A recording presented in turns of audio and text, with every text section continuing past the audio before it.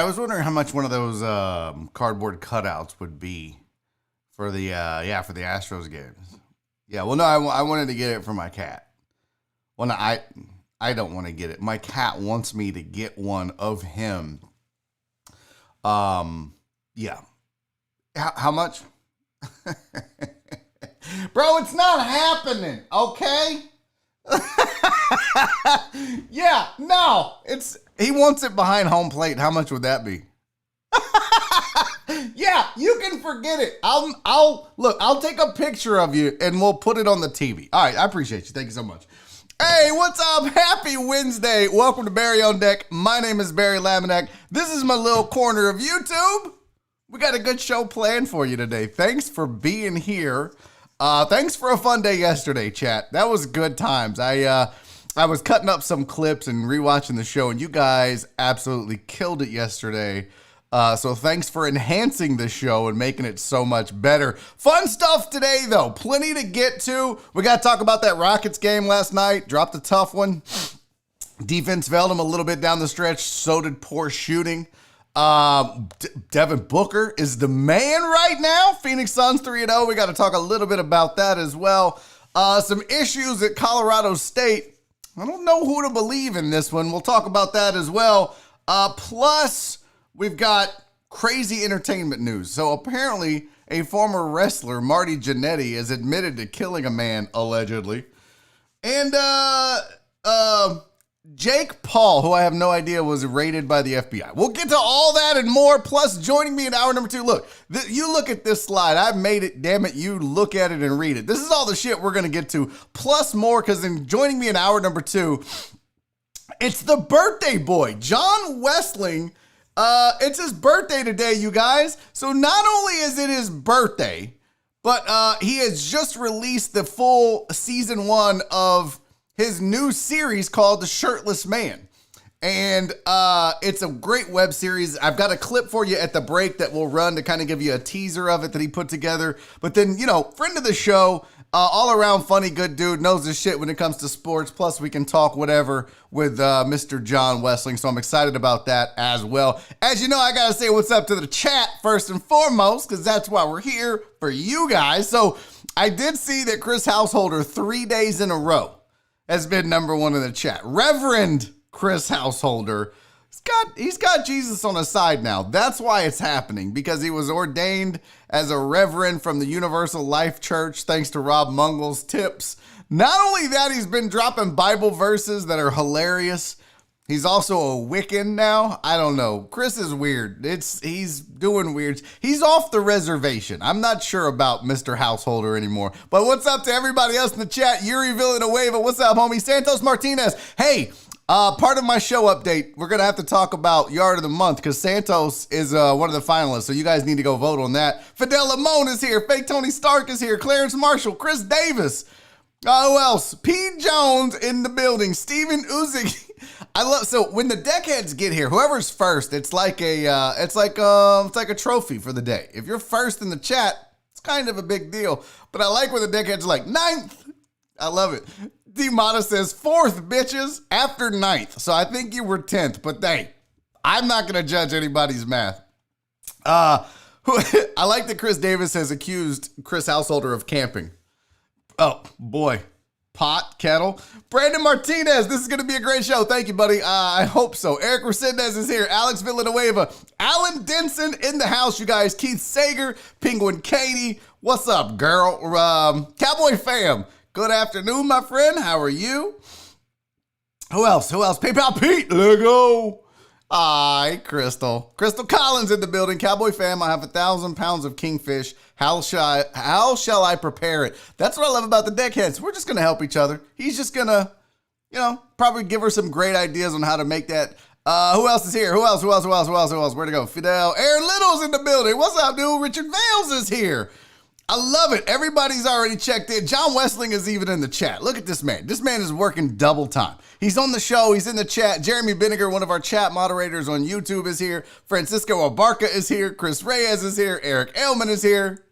Hi, Jen. Jen's in the building now. That's good.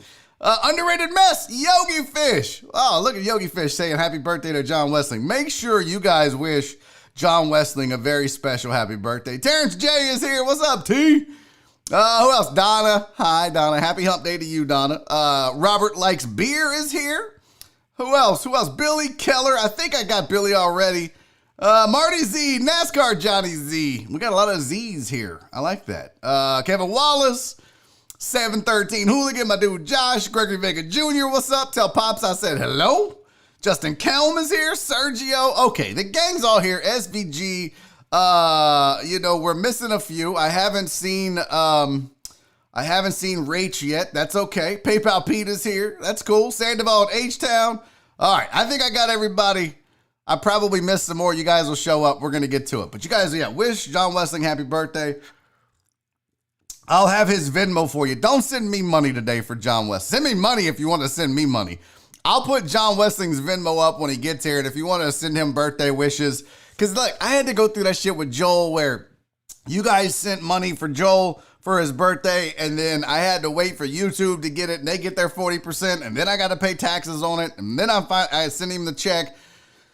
I'll put Wessling's Venmo on. If you want to donate a few dollars to Wessling's birthday, I'll do that. ZP580, what's up, Playboy? I don't even know what you're talking about. Who? Who does what? I don't know, but it's on the screen. There you go. Okay. I love it. Hey, I'm expecting at some point, too, with it's Wessling's birthday, that Andy Huggins will be in the building. So, all right. Tons of stuff to get to. I do have to say shout out to Deanna. She sent me a Venmo yesterday after the show. She just sent me $10 and said, you know what? Supporting the show because you make us laugh every single day. And Deanna, thank you so much. I really appreciate your generosity and your kindness, as I do every day when you guys send me super chats and Venmos. If you want to support the show, it's a great way to do it. Maybe you're not on the Patreon. Maybe you have a business, but you can't be a advertiser. It's a great way to support the show because I take all the money, I put it right back into the show. Whatever money I'm getting right now doesn't go into my pocket. It goes directly back into this show to make it better. Big plans for the show going forward. So we're gonna see how much we can grow this. I've already started doing a couple of things, including I have an idea for marketing for this show, and I mentioned this to you guys Monday, and I had one person hit me up with one thing. So I said what I want to start doing to promote this show, to promote Barry on Deck, to get it out to the masses more, because we've got our core. We know on any given day we could get 300, 500 to 1,000 views, no problem, right? But I want to start getting it out to the masses. The subscriber base has slowed down as far as how many we're adding. Views are down a little bit, and that's okay. I'm not worried about it because that happens. But I want to start trying to reach more people, especially in Houston. So what I'm doing is I'm creating clips from each show. So like on Monday's show, Joe Pro hit me up and said, hey, I really liked the Kyle Tucker talk. I thought you made some interesting points. You had statistics. You compared him to Altuve. We talked about that. He said, you should clip that and use it. So I did. And then yesterday's show, nobody reached out and told me what they liked, but I figured the parachute pants was a good story. I'll probably run the clip talking to white guys about using the N-word and when it's okay. Spoiler alert, never. So what I need from you guys is feedback. Every day, just tell me what you really liked. If there's a consensus on, hey, that bit was great, that take was great, this discussion was really good. It doesn't have to be funny, just as long as it's entertaining. As long as you think it might attract people to the show, let me know. You guys are my producer. So until I get a producer, you guys are my producer. So that's what we're going to do going forward. Also, one more show update before we get to the sports headlines of the day. The Yard of the Month voting is in, or it's up, I should say. Go to twitter.com/Barry is funny, and you can vote on Yard of the Month. I'm going to try to screenshot the tweet I sent out. Where the hell is it? Oh, we already have voting. 42 people have already voted. If you want to see what it looks like, well, hell, let me just, I should have been more prepared for this. I mean, I wanted to talk about it.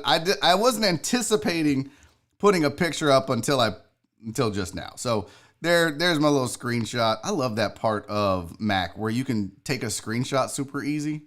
That's the best thing about a Mac. So here's what the Twitter will look like. Okay, I'll just put that over there. So we already have voting. It looks like yard number 1 is in the lead right now. Yard number 2, yard number 3, close between those two. But Out in front right now, yard number 1, and the pictures are there on the thread. So just go to twitter.com/Barry is funny if you want to vote. Santos Martinez, Demetrius Mata, and John Parker are the 3 finalists, and you'll see their yards. I didn't say who they were. I didn't want any bias. I just want you to look at the yards and be like number 1, number 2, or number 3. So go vote. And I didn't put those in the order that they were with the pictures, the names. So you guys won't know who it is. Just vote on who you think has the best yard. And the winner will get a $50 gift certificate to one of the 3 restaurants that sponsor Barry on Deck. It's either going to be Crab Kings, Dan's Seafood and Wings, or the Boiled Dragon. So good luck to all 3 of you. Whoever wins, I'll be in touch. We'll figure out which gift card you're going to get, and they'll send you, I'll get your info, pass it on, and you'll get your gift card, and that'll be badass. I do see where, what's up, Justin Swinford? I see where Donna says Rachel is taking final exams. Well, let's cross our fingers for Rachel, everybody. Let's cross our finger. Nope, this isn't happening, Chris Householder. Write me in for Yard of the Month. Chris Davis says, damn, you're trying to beat Kanye. Yeah, stop that. You're not a write-in. And look, Jen already sent me a photo of her yard for August. Y'all are in trouble. House, I'm going to need you to send me another one, bro. Step your game up. You going to let Jen just run away with this? Yogi Fish. That's not true. That's fake news. Yogi Fish is fake news. Okay, let's get to our sports headlines of the day. Where'd it go? There you go. First of all, can we talk about Devin Booker is a superstar? Can we talk about the fact that this dude single-handedly beat the Clippers and has the Suns 3-0 in the bubble? Can we talk about the fact that this team is still in it to be a playoff contender? What? All thanks to Devin Booker and a shot he hit. Mind you now, Devin Booker was being guarded by Kawhi Leonard. He was being guarded by Paul George. He was being guarded by some of the best defenders in the game. And he still managed to get the shot up. And not only did he get the shot up, but he made it. He wins the game. He beats one of the best teams in basketball. And then he does so with an iconic move. So look at this first. Before I show you the memes that were created from the Devin Booker shot. This is a great tweet by Mike Vigil. It's at Protected Pick.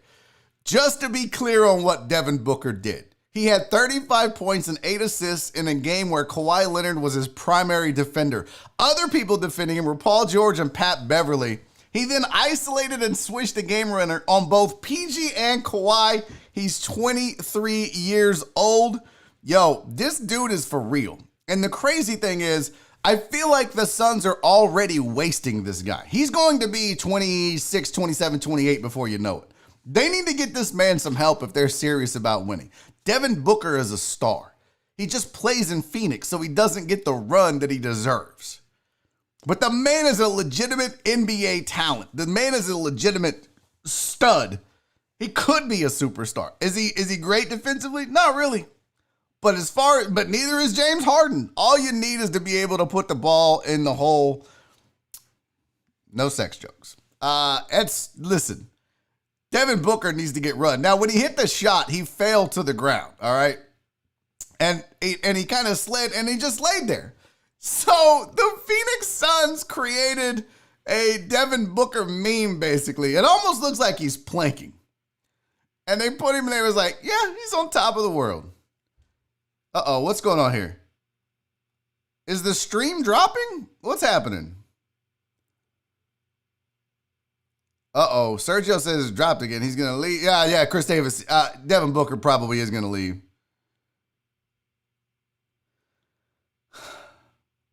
What is going on with YouTube? Oh, some of y'all are dropping and some of you aren't. Damn it. Back again, keeps dropping. No, I'm good. Dropped twice. It's all good for me. Nope, mine is good. Mine dropped again. Yes, dripping. Twice now for some, only on some people. Damn it, YouTube! Son of a bitch.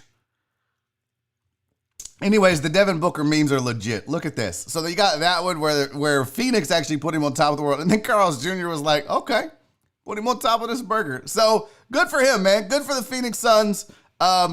props to them. 3-0 in the bubble.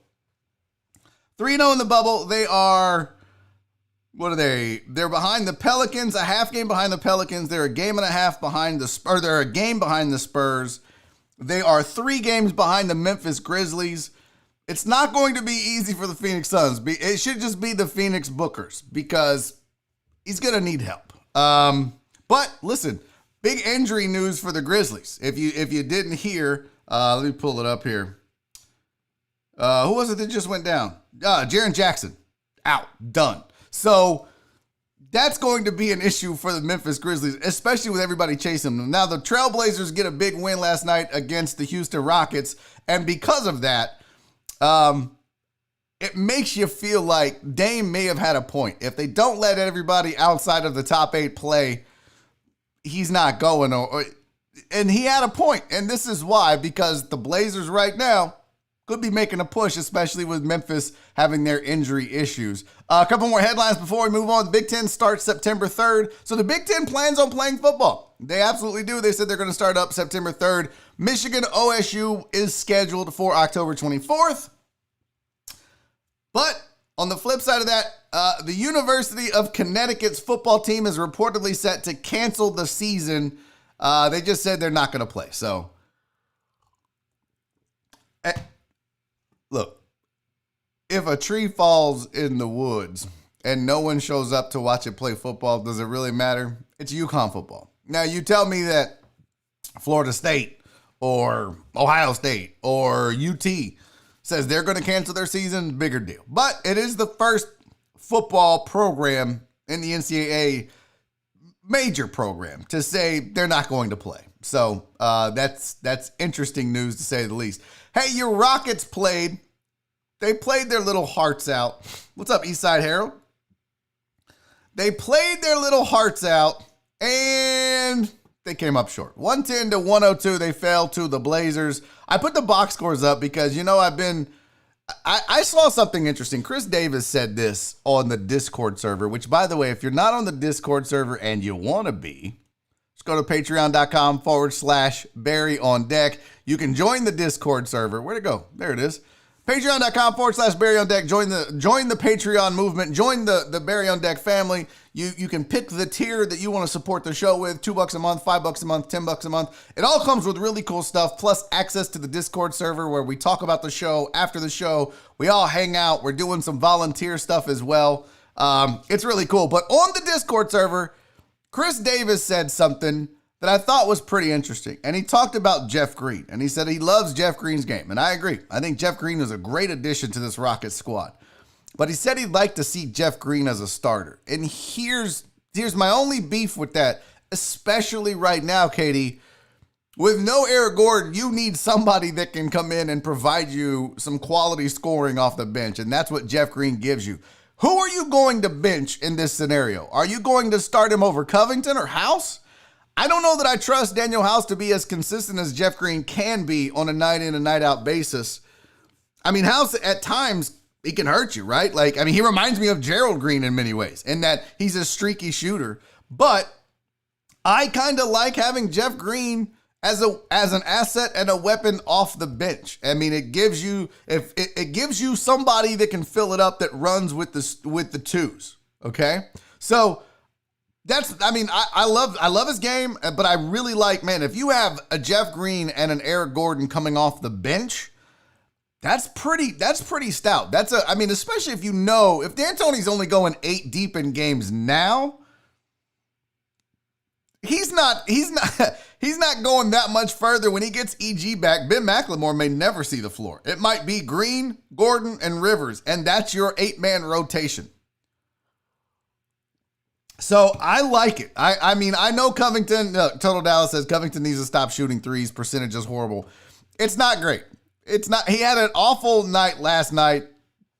I think that the Blazers knew that, though. They're like, listen, they're going to leave open the worst shooters on the Rockets and let them take the shots, knowing damn well. It's a really good strategy, but you know damn well that the mantra inside the Houston Rockets locker room is, if you're open, shoot it, especially if you're at the three-point line. So what are you going to do? Are you going to leave Harden open? No, you're going to double Harden. If you're going to double Harden, somebody's going to be open. Who do you leave open? Covington, and let him take the threes. So yeah, he's going to have to start knocking down his threes, or he's going to have to start developing his mid-range game again, getting down low, getting to the bucket, or just finding somebody else. Maybe penetrate, draw some defense, and kick it back out to somebody who's a better shooter. I do agree, but I think he can knock those down. Covington isn't, he's having a bad go of it now, but I still think he's not a great shooter. But I think he won't be a liability like he was last night every game. So, but I think you need Covington's defense running with those ones. I think you need his low post presence. He's really the only big guy. I mean, his wingspan is over 7 foot. So he can block shots. He can rebound. You need that with the ones. But I do love the depth. Like Katie just said, once EG gets back, they'll run 9 deep. I don't know. I still think they go 8. I think Macklemore might see the floor some. Not much. But that's just my opinion on it. So I put the box score up for you. You can see again, 8 deep. Everybody in the starters ran 34, 35 minutes. Harden with 23. Westbrook with 15. Daniel House had 17. Jeff Green off the bench with 22 was big. I put the comparison up for the Trailblazers. That's the problem, man. With Dame and McCollum, it's just hard to stop, especially if they're going to get any kind of offense from Nurkic. If he's going to give them 18 to 20 a game, the Blazers are scary in this scenario. If they play like they played last night, if you get that and then Carmelo starts grabbing boards, he had 11 rebounds, 15 points. Y'all, I'm telling you, man, put a little asterisk by the Blazers. That's a scary basketball team in this situation. I had one more. There it goes. So here's your comparisons. You can see Rockets really didn't shoot awful. They didn't shoot great, but they didn't shoot awful from the 3-point line. 35%. You'd like to be about 40. But hey, you know, their defense failed them a little bit. Their shots down the stretch. Harden wasn't making his shots as well. Here's what drives me nuts about the Rockets at times. And I still think that this is, I still think if they play defense that they can do some damage in the playoffs. But what drives me nuts is that offensively they tend to get stagnant on occasion. There's times when you look at this team offensively and you're like, wow, no one could stop the Rockets. And then there are times where you see everybody stand around watching James Harden dribble. He takes a step back three. He misses. That happens 2, 3, 4 times in a row because he's determined to make one. And now before you know it, they're down by 8, 10, or 12 points. Or you see the flip side of that is Russ decides to be crazy Russ and does something foolish. He turns it over. He runs in, shoots a crazy shot that's no one's going to make, not even Russ. They just have these spurts or these little fits where they do dumb shit. And if they always played within the system and played within themselves and kept the ball moving, I don't mind James Harden taking those shots, but it's just when everybody is standing around, you know exactly what he's going to do, and that gets frustrating. So I'd love to see them try to avoid that. It happened down the stretch. If you notice, Harden missed 2 or 3 threes within the last couple of minutes of that game, and there was no flow. There was no continuity in that offense whatsoever. It was James Harden missing threes, and that's it. So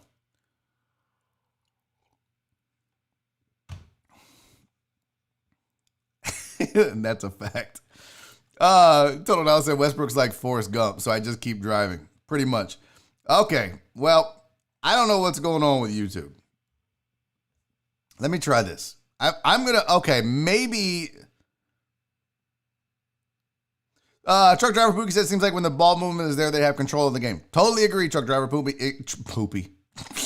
Truck Driver Pookie. That's the exact point I was making. If it gets stagnant, you can tell. And then Russ feels like he has to do something and the wheels fall off like it did last night.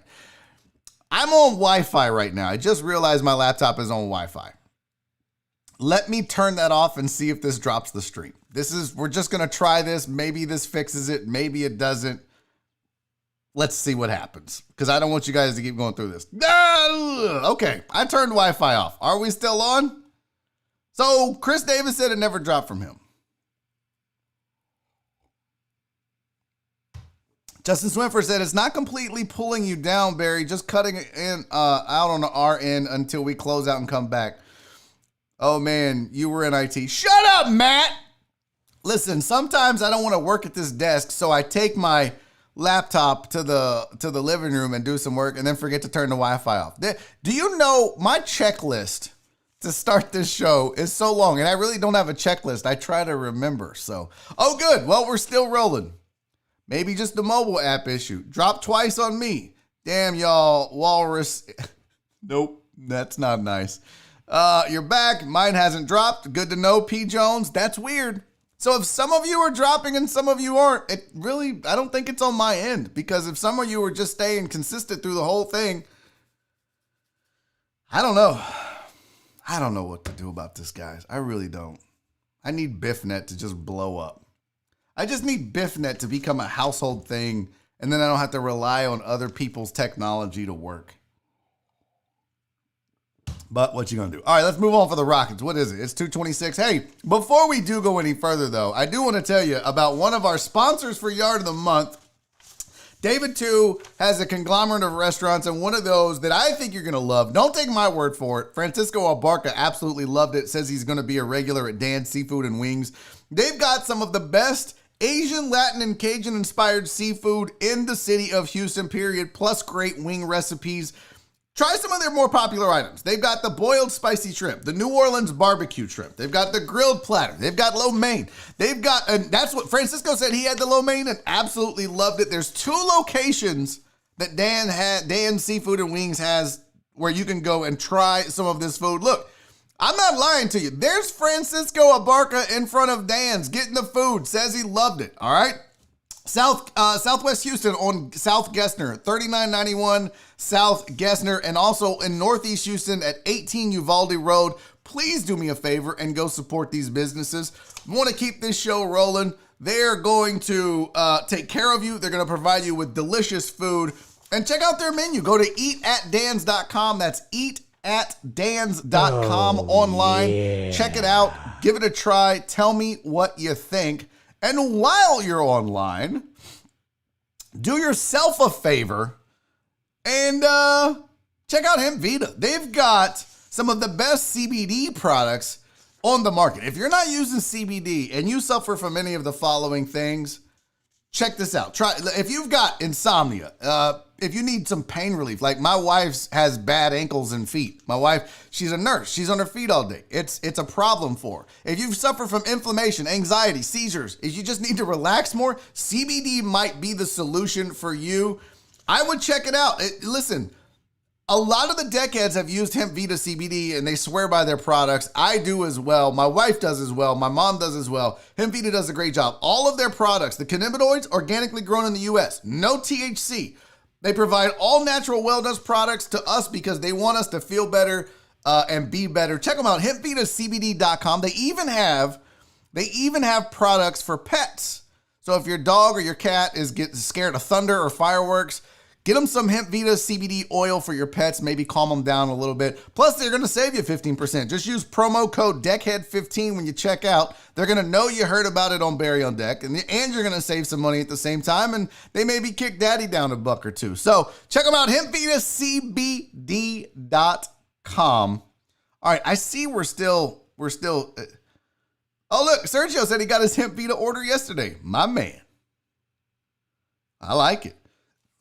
Yeah, if you're having problems, this seems to be, oh, look, Jen, see, Jen, thank you.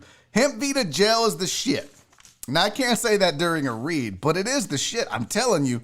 Nora comes home. She's like, my feet hurt. I get out the Hemp Vita gel, rub her feet and ankles, put it on there. 20 minutes later, I'm like, do your feet still hurt? She's like, oh, no, I totally forgot that they were hurting.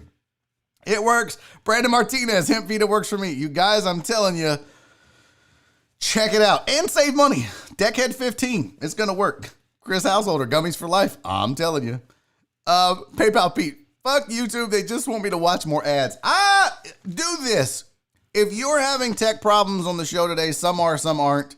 Close it all the way out. Like close your web browser, relaunch it, go back to YouTube, go Barry is funny on YouTube. Try it that way and see if that works. I don't know what else to tell you. I've turned off the Wi-Fi. Everyone else, I guess, is doing okay. So I don't know at this point what else to do about it. That's out of my control. Unfortunately, it's not. I will say this. I'm glad it's not me fucking it up. Normally, it's my dumb ass doing something stupid that messes up the stream. Not today. Thank goodness. All right, let's talk a little bit about this Colorado State issue. So, some anonymous Colorado State players and athletic staffers came out and said that the coaches have told players not to report COVID-19 symptoms, that they've been threatening the players with reduced playing time if they quarantine, and they are claiming that CSU is altering contact tracing reports to keep players practicing. It's a big problem because, you know, if there's a college that's out there doing these things for the sake of football, it's a bad look. Now, here's the thing. Oh, this is weird. Hold on. Pause. What's going on here? For the people dropping, it's happening at the same time. I'm in LaPorte on my phone, no problems. Me too, Clarence. It's still early, Barry. There's still time for you to do so. Yes. Is this surprising at all? Xfinity was out here this morning servicing the neighborhood. I'm not surprised. I closed it out all the way. Fuck. I don't know, guys. I don't know what to say. I don't know how to solve it. I really wish.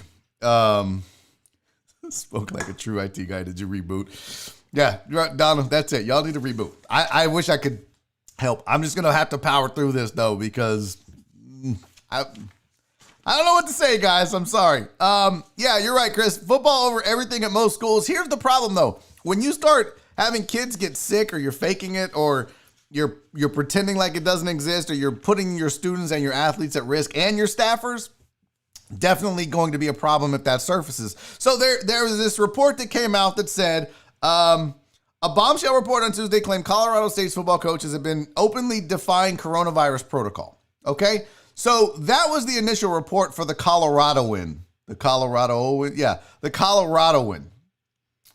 Unfortunately for them and their report, tons of players also came out and said, nah, that's bullshit. Like Trey McBride said, this is completely inaccurate. The coaches have done a tremendous job at keeping the health of the players and staff a top priority. The plan they have is to keep the players safety in the center. It's very inaccurate. He added lots of misinformation.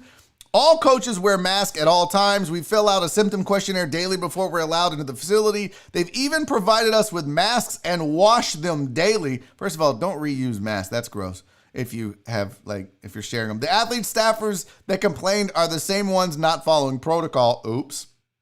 What up, Brandon Hannon? Owen Snively said, false. Our coach's main priority is our health. They've been more than amazing keeping us healthy and following the COVID guidelines. And then you had Toddy Centillo. That's very small. I can't read it. But he said, coming from a player with a compromised immune system, I've never once felt like CSU football ever put me in jeopardy. So there you have it. I got to go back. I missed the super chat. Where the hell did it go? I know I missed the super chat. Hold on. Let me get back to YouTube. Who sent me the super chat? I just realized I missed it. I need to go back. This sucks. Is YouTube still doing this? Is YouTube still acting like jerks? I'll tell you what. They did update their software. In fact, let me screenshot this. When I go to YouTube, this is what I get. Look at this. Where'd it go? I get this. Welcome to the new YouTube live control room. Does that have something to do with it? Possibly. It's very possible that their software isn't exactly footing the bill. So, my bad, Truck and Taco. Truck and Taco sent me a super chat, and it said, take a shot. That'll help. So, hopefully, if I take this shot of Whitmire's Peach, it's going to fix YouTube. I hope so. If not, I'm sorry. Nothing I can do about this. I do love you guys for sticking through it. If you bail on me, look, I get it. If you come back later, I get it. We're down to 67 viewers, which is normally we're at about 100. So the tech problems are obviously pissing people off, and I apologize again. There's nothing I can do about that. But for those of you sticking through it, through thick and thin, you know I love you to death. Thank you so much. Cheers to all the deckheads every single day. Thank you. And Truckin' Taco, thank you for the super chat, my friend. That was very generous of you. Boom.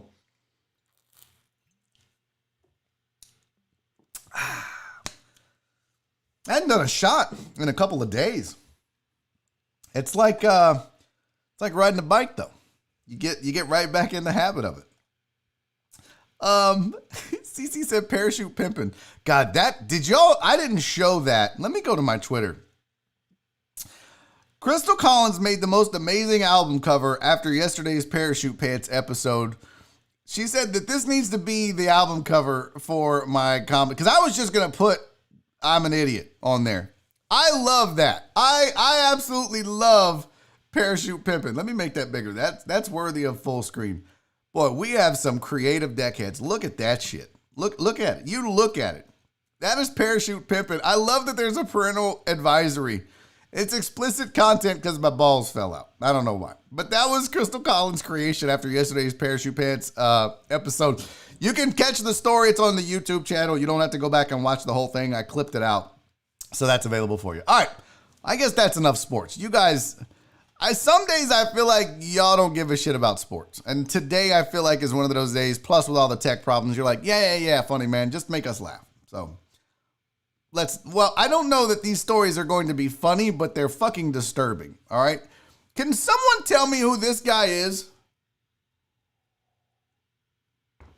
Can someone tell me who the fuck this is? This is does anybody know who this is, I should say? I'll give the chat a second. Who is that guy? Let's catch up real quick. Before Donna, I was on my phone. I got home. It happened the 5th and connected to Wi-Fi. It happened twice back to back. Boy,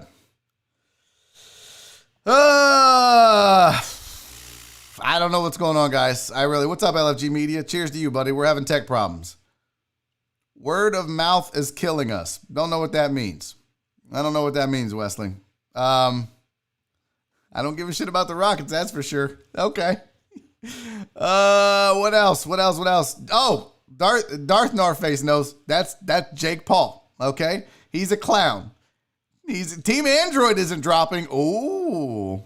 One of Paul brothers, I think. Yeah. So I didn't know who this dude was. I know I've seen him and heard of him before. Wrong one.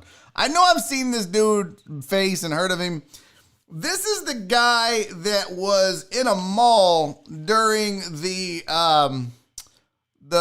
protests while people were vandalizing and looting in Arizona. So this cat was in the mall running around and then got in trouble for it, right? Then he has a party at his house and people are like, bro, you can't have a party with no mask. That's not social distancing. You're dumb. You're a dumb shit. So apparently this dude named Jake Paul is a prankster. He was on Vine originally. Now he's on YouTube. And apparently now the FBI reportedly raided his home, his California mansion. And it does not appear to be just a prank, bro. That was the headline. So they talk about why. They don't know why. They really don't know why. They're like, look, as of the writing, it's unclear why the search is being conducted, and an FBI spokesperson was unable to comment on the matter due to the sealed nature of the warrant. But yes, there was a warrant issued to raid Jake Paul's home. Now, that's not the disturbing part of this story. Let me tell you the disturbing part of this story. Actually, it's not disturbing. It's amazing. This guy... Everybody's saying it looks like a blonde Reverend House. Hold on. What does this do? I don't know what this does. I need a picture of Chris Householder. So let me try to find his photo. I wonder if I can. Nope. I wish I could get a picture of House. I wish I could grab a picture of Chris Householder. Let me see. Let me see if I can make this larger. All right. If I do that, where'd it go? If I do this and I do this, oh my God, we have a match. House, it does kind of look like you, bro.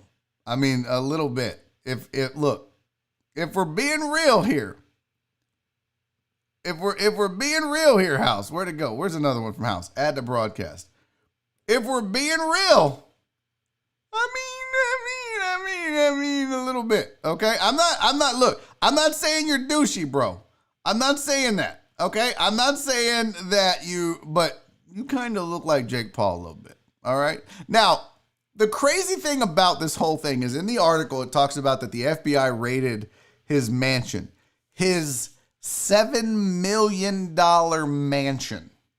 This guy, oh my God, I'm not even Catholic. I don't know why I did the sign of the cross. I pray that one day I have a $7 million mansion because of YouTube. I've made $5 today. This motherfucker has a $7 million mansion for running around pranking people. I'm over here.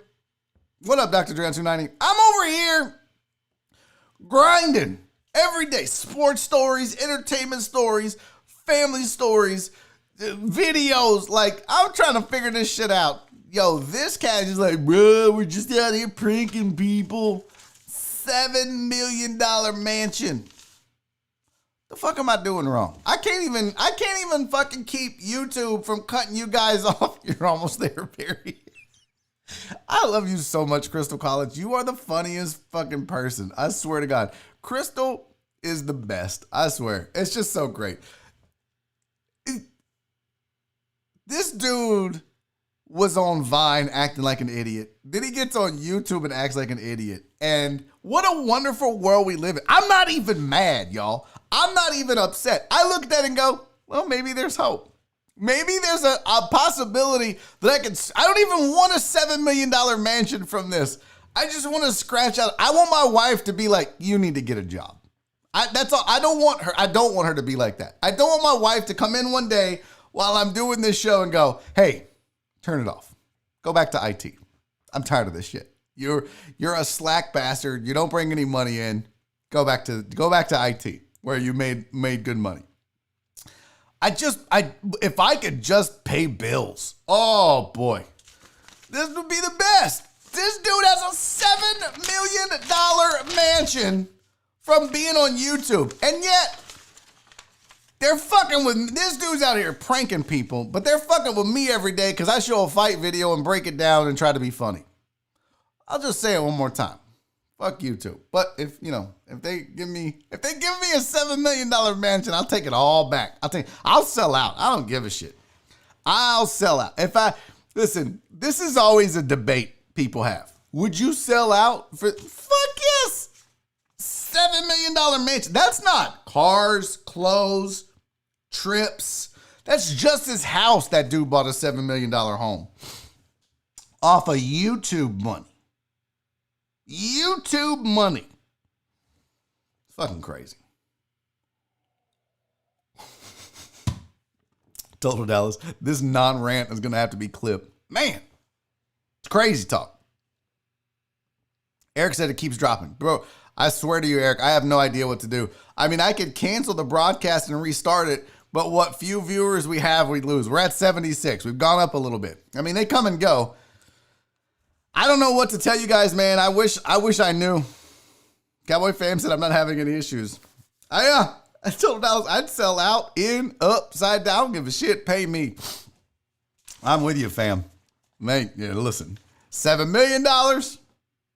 $7 million. But you know what? He didn't start. This is what I think of. This is honest to God. I'm giving you guys, I wish I could see this. I have this towel above me to stop echo. Here's my thought on it. Nobody starts off making millions. Everybody starts off grinding. And that's what I'm doing. I'm like, you know what? I mean, I had Chinna on this show, and he talked about the fact that he spent, 9 years making YouTube videos? Was it 9? It was long. It was either 5 years or 9 years. I don't remember the exact number. But that dude grinded for years. I've been doing this show 3 months. You think I'm going to give up now and get sad? No. Yeah, that's funny. Did YouTube take 40%? Yeah, that's after their 40%, Frank. After their 40%, he's still got a $7 million mansion. Donna said, Barry, I opened YouTube on my laptop and it's quit dropping. So maybe it's a mobile issue. Yeah, I'm gonna keep going until the wife says, look, it's either get a job or I'm leaving you. And then I'm gonna have to make a decision. Maybe that's I shouldn't have said that out loud.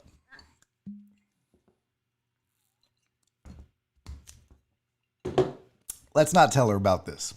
Let's not tell her about this, okay? Here's something disturbing. Do y'all know who Marty Jarrett is? Or excuse, Marty Jannety? What is it? What the hell is this dude's name? Hold on. This guy. His name is Marty Jannetty. That's what it is. It's the alcohol talking. Marty Jannetty, former WWE wrestler, posted something disturbing on his Facebook. Okay, now look, we all vent from time to time. We all complain. We all cry on our face. We all get emo at some point on social media. It happens. It happens to the best of us. I do it. You do it. Stars do it. Former stars do it. Former wrestlers do it. So Marty Jannetty took to his Facebook one day and got a little emo. But, guys, it got out of hand. Let me just read you what this cat posted on his Facebook. This is unbelievable. He put, I never told no one this, even my brother Gino, because Gino would have killed him, and I didn't want my brother gone. Hell, he'd only recently come home from Vietnam. I was 13, working at Victory Lane's bowling alley, buying weed from a gay slur that worked there. And he puts his hands on me. He dragged me around to the back of the building. You already know what he was going to try to do. So this is interesting. This is interesting. I'm in. I'm okay. What are you going to do, Marty? What's going to happen next in the life of Marty buying weed from a gay dude that gets drug around the building? What do you think is going to happen next? What do you think happens next? Does he SSD? Does he get beat up? Does he get raped? Does he buy the weed? End of transaction? Oh no, not old Marty Mart here. Old Marty says, that was the first time I ever made a man disappear. They never found him. They should have looked in the Chattahoochee River, but Winnie, the girl in these pics, I likes you do damn much. I think he meant so, but I'm not going to correct him because I don't want Marty to block me or kill me. I likes you so damn much, probably my favorite, but I promised myself way back then nobody would ever hurt me again. That includes you. I loved you, but you hurt me with your fucking Jamaican jealousy. Is that a thing? Are Jamaicans known to be jealous? Like I had Abigail Graydon on earlier in one of the episodes, the chick that did the shoes, Art of a Woman. She's part Jamaican. I don't recall her. I don't think she's jealous. Is that a thing? I think women can be jealous. I think men can be jealous. But you always hear about, Puerto Rican women, they'll cut you. I don't know. I don't know if Jamaican jealousy is a thing. But he said, I loved you, but you hurt me with your fucking Jamaican jealousy. You can go your own way. I don't need you. Hey, newsflash, Winnie, fucking run. This guy's a murderer. This guy killed a man. Time to run, Winnie. Count your be done with it. Fucking Marty Jannetty is a killer, and he admitted it on Facebook. Now, the question becomes, do you believe him? That's the question. Do you believe that he really killed a man, or is this a guy trying to be a tough guy and sound like a badass? He did have several DUIs. He obviously has a drinking problem. The question becomes, do you believe Marty Jannetty, a fake fighter, really killed a man? PK. Listen, PK, fact. Any woman worth her salt will cut you. There's literally nothing in here. I'm just trying to avoid trouble. Who was hacked? He wasn't hacked. And yes, he's a fake fighter. Don't louder for the back. You guys. So Total Dallas said it sounds like YouTube app versions are dropping, but YouTube browser versions are not. No, we're getting to the bottom of it. Okay. So there you go. Okay.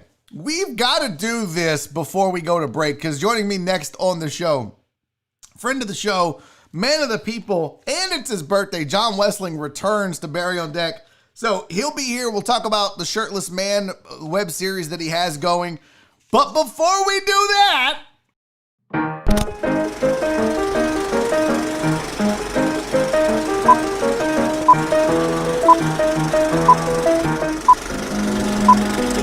and now it's time for a film session. okay. Today's video is short and sweet. Now, this might actually get me brought down because it's gone viral. I think it had 1.4 million views the first time I saw it. So you may have seen this already, but it's worthy of a breakdown. Now, I will warn you that it shows a little butt. A little cheek. It's not nudity. This female is in a swimsuit. She's on a diving board. Kind of a G-string scenario going here. Nice little apple bottom. Nice little pooper on her. You can see some of the onion. Okay, that's all I'm telling you. Some of the peach is showing. All right. So here's your video. Here's your film session for the day. Let's get into it. Come on. Yeah, come on. Oh, what? Yeah. Okay, now you know right away just from the jumping, she's not done this before. She doesn't know what she's doing because she's so hesitant. So look how she's jumping. She's super tentative about this. Yeah. Now, the question becomes, what do you think is going to happen? What do you think? Look, immediately fake Tony Stark. Oh, she did. Oh, she did. Some of you have seen this. Some of you know. P. Jones knows. Now, from here, you're like, okay, let's see what happens. Here we go. She's going to do it. She's on the diving board. And, oh my God, what the fuck just happened? Hold on. What? Go, girl, go. Do your thing, girl. Nope. Oh my God. She left behind her whole head. She left behind an entire wig piece. Now listen, so many questions. Let's first evaluate. See, Fidel Limon says she sticks the landing. Let's just check out. Now the dive was pretty good. She left the diving board. She left the diving board a long-haired female. And she hit the water a short-haired female. Right about here, the wig was like, nah, you're on your own. I'm not doing this shit. I'm going back to the diving board. I mean, the form is okay. You know, I would have liked to seen a little more tuck right there. You got to grab the knees. That's how you do a flip. All right. Now, right here, though, you're like, oh, look at this chick. She's diving off the board. Look at this dude. He's hitting the water. Now, listen. Okay. I don't know much about wigs. I don't know how wigs work. I don't know how you keep. That was a nice tight flip. No, Matt, it wasn't. That was sloppy.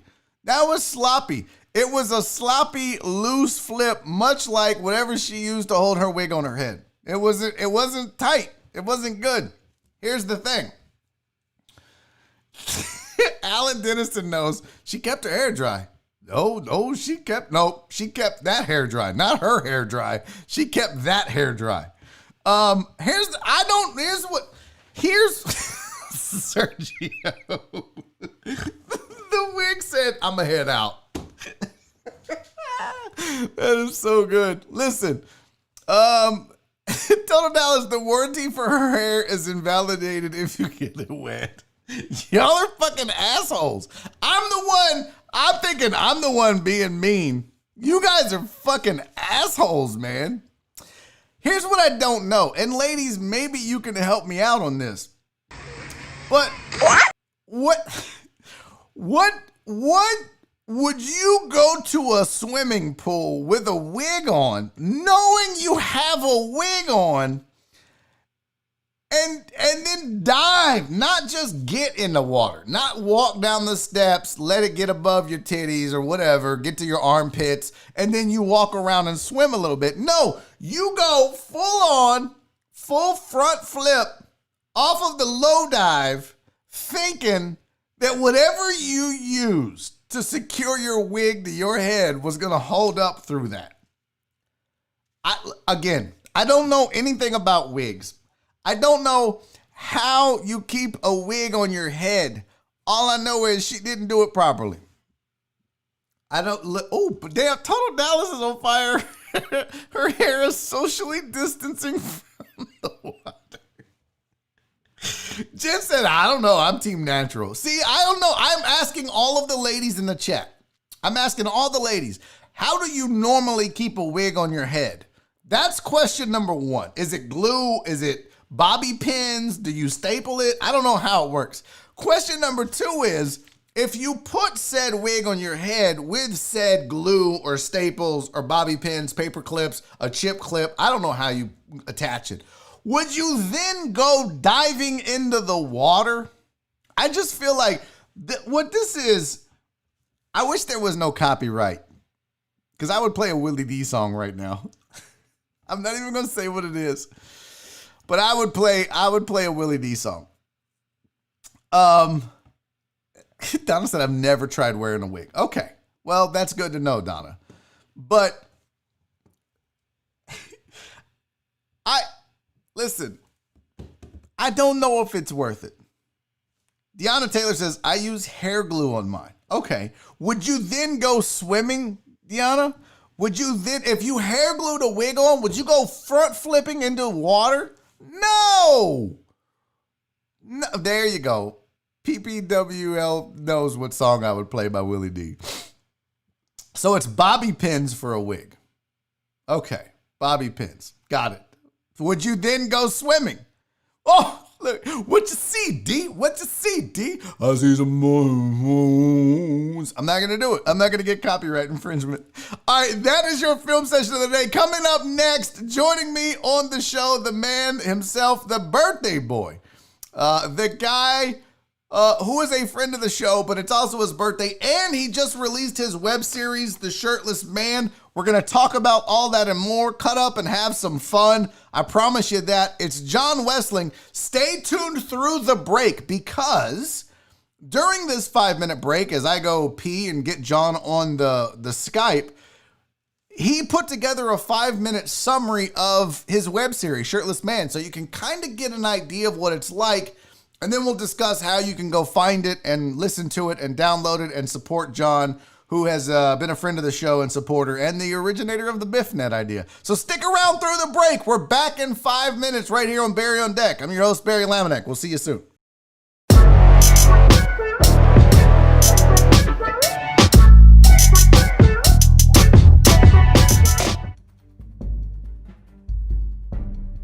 Dale follows Carl in, and lo and behold, the place looks exactly the same as he remembered as a child. Smells like a fart smoking a Camel Light. Dr. Phil blasts through the burnt-out speakers of the old Curtis Mathis TV. They sit down in the rickety card table in the dining room, where they've had many a fight before. You want some hooch? Sure. He pours hooch into 2 jelly jars. The men drink in tense silence. Hi, so I hear you've been raising hell lately. Why aren't you in jail right now? I got somebody looking out for me. Yeah, I heard that too. Liz here tells me you took up with a couple of queers down by the creek. Is that true? You a queer now? No. Well, I thought maybe as often you been in jail, they done turned you. Now, boy, you know it ain't just the fella in the front who's a queer, right? No, sir. Look, I'm not a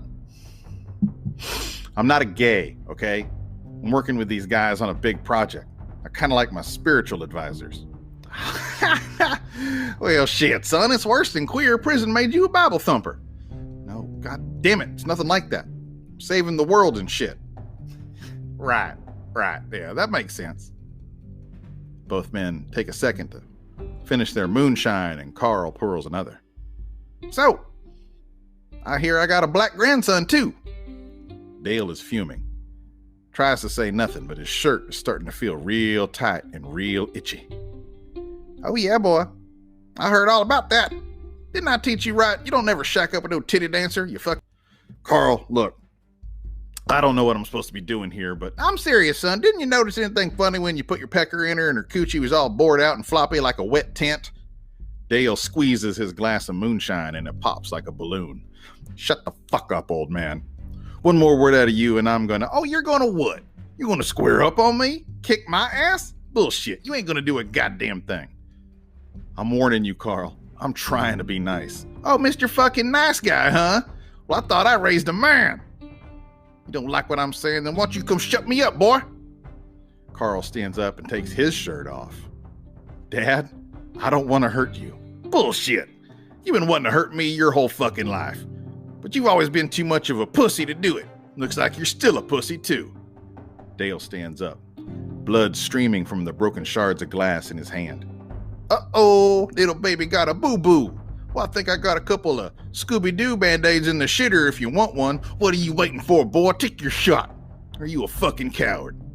Don't you do it, Dad. Just like, don't you do it, Dad. You're whore of a mother. That did it. In the span of about 0.37 seconds, Dale flings the table into the TV and front kicks Carl into the chest. Carl flies backward in the air through the kitchen, lands in the sink.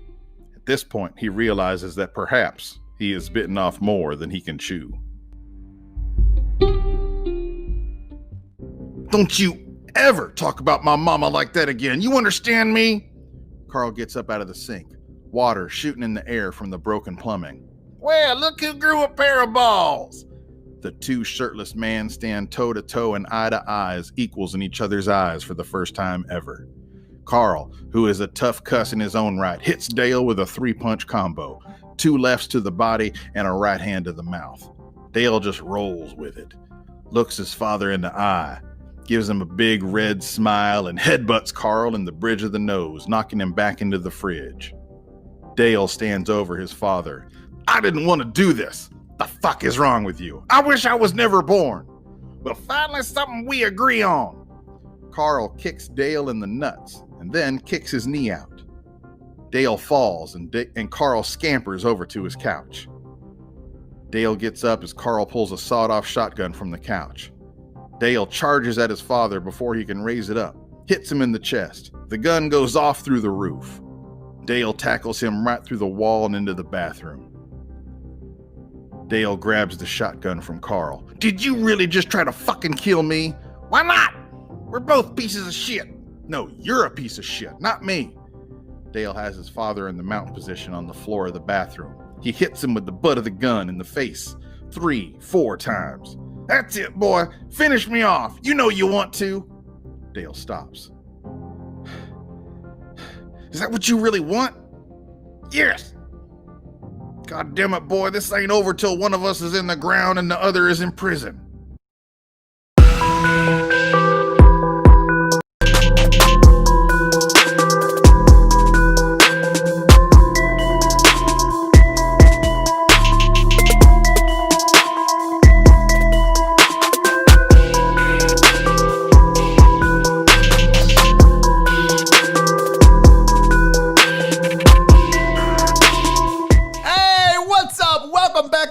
Number 2 of Barry on Deck. I am your host, Barry Laminack, and we are venturing into the second half of the show now. My guest joining me is John Wessling, but I gotta take care of some business real quick. Johnny knows about this. Before we get into Wesling and happy birthdays and all the good stuff, let me tell you about BeerChronicle.com. It is the authority on Houston beer. They have the largest online collection of original content, and it's all dedicated to covering Houston beer and the Houston beer culture. If you want to be smarter about beer, if you want to know more about the Houston beer culture, just go to BeerChronicle.com. You're going to learn about our scene. You're going to learn about beer. They've got brewery maps. They've got lists. They've got hundreds of articles, all for you to read and view and absorb and get smarter about your beer. They've done work for some of the biggest breweries in town, including Eighth Wonder. It's a diverse team. It's mostly Houstonians, mostly veterans. And look, they are paving the way for enabling category growth in our city. It's the biggest, loudest, okayest, most Houstonist beer site on the interwebs. It's beerchronicle.com. Check them out. Now, all the paperwork is done. Joining me on the show right now, the man himself, the birthday boy. Oh, let me split the screen because I see we have a friend in the video. Hold on. There we go. It will be temporarily family friendly. Oh, okay. We'll be family friendly. It won't last. Hello. It won't last, Barry. No. I love Jesus. Okay, how's it going, John Wessling? I don't know if that's going to work with her. Hey, BB, say hi. I'll let BB say hi, and then she can. Okay. What's up, BB? Move on with her life. Say hi, Barry. Sup? What are you? What's the big plan today? What are you doing? How are you taking over the world today, BB? Trying to find my phone in my closet. Trying to find her phone in her closet. That's it. You're finding your phone in your closet. That's the big plan. Yeah. That's step well, one. You can't take over the world without your phone. We know that. Right. That's right. All right, you ready to go do that? You're kind of a dead fish here. I already did it. Oh, you did? Did you find it? Okay, all right. Well, the plot thickens. Go do something else. Okay. Excellent. Hey, listen. Hey, what's up, y'all? What's up, John Wessling? Happy birthday to you, my friend. That kid would never live. Oh, thank you, Barry. Thank you very much, my friend. First of all, it is John Wessling's birthday, and I said, look, the last time I had a birthday boy on this show, it was Joel Blank. And the deckheads, former suspects, they love Joel like they love you. So they're like, hey, we want to send money. So they sent me money on YouTube. YouTube took their cut. I had to pay taxes on it. And then I sent it what was left to Joel and I didn't want to go through that again. So I was like, if we're going to have another birthday boy, can we just do Venmo? So can you just tell me what your Venmo is, John Wessling? And I'm going to put it on the screen. And if people want to donate, they are more than welcome to send you birthday money directly and cut me, the middleman, out of it for once. Dude, I appreciate that, and thank you for opening up your tip jar. I know that's a big deal in the digital age. It is. My Venmo is John-Wessling-3. So JOHN-Wessling-3. Okay, let's see here. That should work. Good. Let me add it. Does that pop up? Is that it? Is that it? Did I get it right? I'm looking. I'm still waiting. I'm not having the problems with YouTube that everyone else is, man. So far, it's looking so good. John-Wessling-3. Okay, yeah, that's his Venmo. So, and speaking of Venmos, I just have to say, I got to give a quick shout out to Patrick Randall, who sent me $10 on Venmo. I was talking about Jake Paul. I don't know if you know who Jake Paul is, but he's a YouTuber that's like scumbag kid, yeah, filthy rich, wealthy. Well, his house just got raided by the FBI. By the way, his house, I say house, his $7 million mansion. So I was lamenting the fact that I made $5 today on the show, and Patrick Randall was nice enough to Venmo me $10 more. He goes, "Here's your first installment for your $7 million mansion." So thank you, Patrick Randall. What's been on tap for the birthday, John? What have you been doing? Well, first off, if this is in Los Angeles, $7 million doesn't necessarily mean mansion. $7 million could be like a 3-bedroom in LA, tiny little duplex in Santa Monica. Yeah, absolutely. $7 million. Ain't got the kick that it does up here on the north side. Really? I mean, you take $7 million, you get a fucking palatial estate in Magnolia. Yeah. Okay. You want to live like a feudal lord? Would you like to actually have a fiefdom? $7 million, Magnolia, Texas. Gets that. It's like Yellowstone. For sure. Yeah, you watch Yellowstone? Yeah, it's like Yellowstone. You get $7 million, you'll be able to get a spread in Magnolia, where they'll have a little village, people who owe themselves to you. There's a bill that comes with that. Yeah. A harem? Is that what comes with money? You get a harem? Is that part of having money? So yeah, I mean that's what from 5 to 7, that's what that extra couple of million gets you. You know what I mean? You're in on the property for 4.5. Okay. But there's you got to staff it, you got to upkeep it. There's a lot of material expense as it comes to running a fiefdom. Yeah, well, listen, absolutely. Whenever I start the show, I always give shout outs to the chat, and you're a fan favorite. You're a deckhead favorite on this show. This is your third time doing it? Fourth time doing it? I think this is my third. third official. I think there might have been like a small pinch hit appearance for a couple minutes, or Right. It's hard to keep track, Barry. But the people love you, and I just wanted to give you some love from the chat. Donna said, "I love Shirtless Man. I haven't finished it yet. Please, no spoilers." Several other people were saying it was really good. Brandon Martinez had a question for you about Shirtless Man. He said, "I wonder why episode 5 was only 21 minutes and the previous 4 were 45 minutes each. What happened?" Oh, well, clever boy. Originally, I had it cut up to where it was closer to 8 or 9 episodes. Mm-hmm. But I went with, I compacted them. The way I put them together in this particular thing it shook out that way. But I like I liked having the 20-minute finale cliffhanger episode. It was a lot of fun. So tell the people that don't know. Tell the people about it. Tell the people that don't know what Shirtless Man is, where the idea came from, the premise of the show. Tell them about it. I will tell you about the dark secrets of the true stories of the Shirtless Man, Barry, if that's what you want to hear. I mean, hold on, I gotta. Ooh, are we drinking? I'll put a little in there. We are drinking. Oh yeah, absolutely. It's my birthday. Come on, man. Yeah, what are you drinking? What do you got? 45. Well, right now, before I get into the stories of the Shirtless Man, now the legends about we came to night. I am drinking Old Humble Straight Whiskey. God damn it, you know it, brother. There you go. Plug away, my friend. Got that plug in. Absolutely got that plug in. With a little bit of Coca-Cola.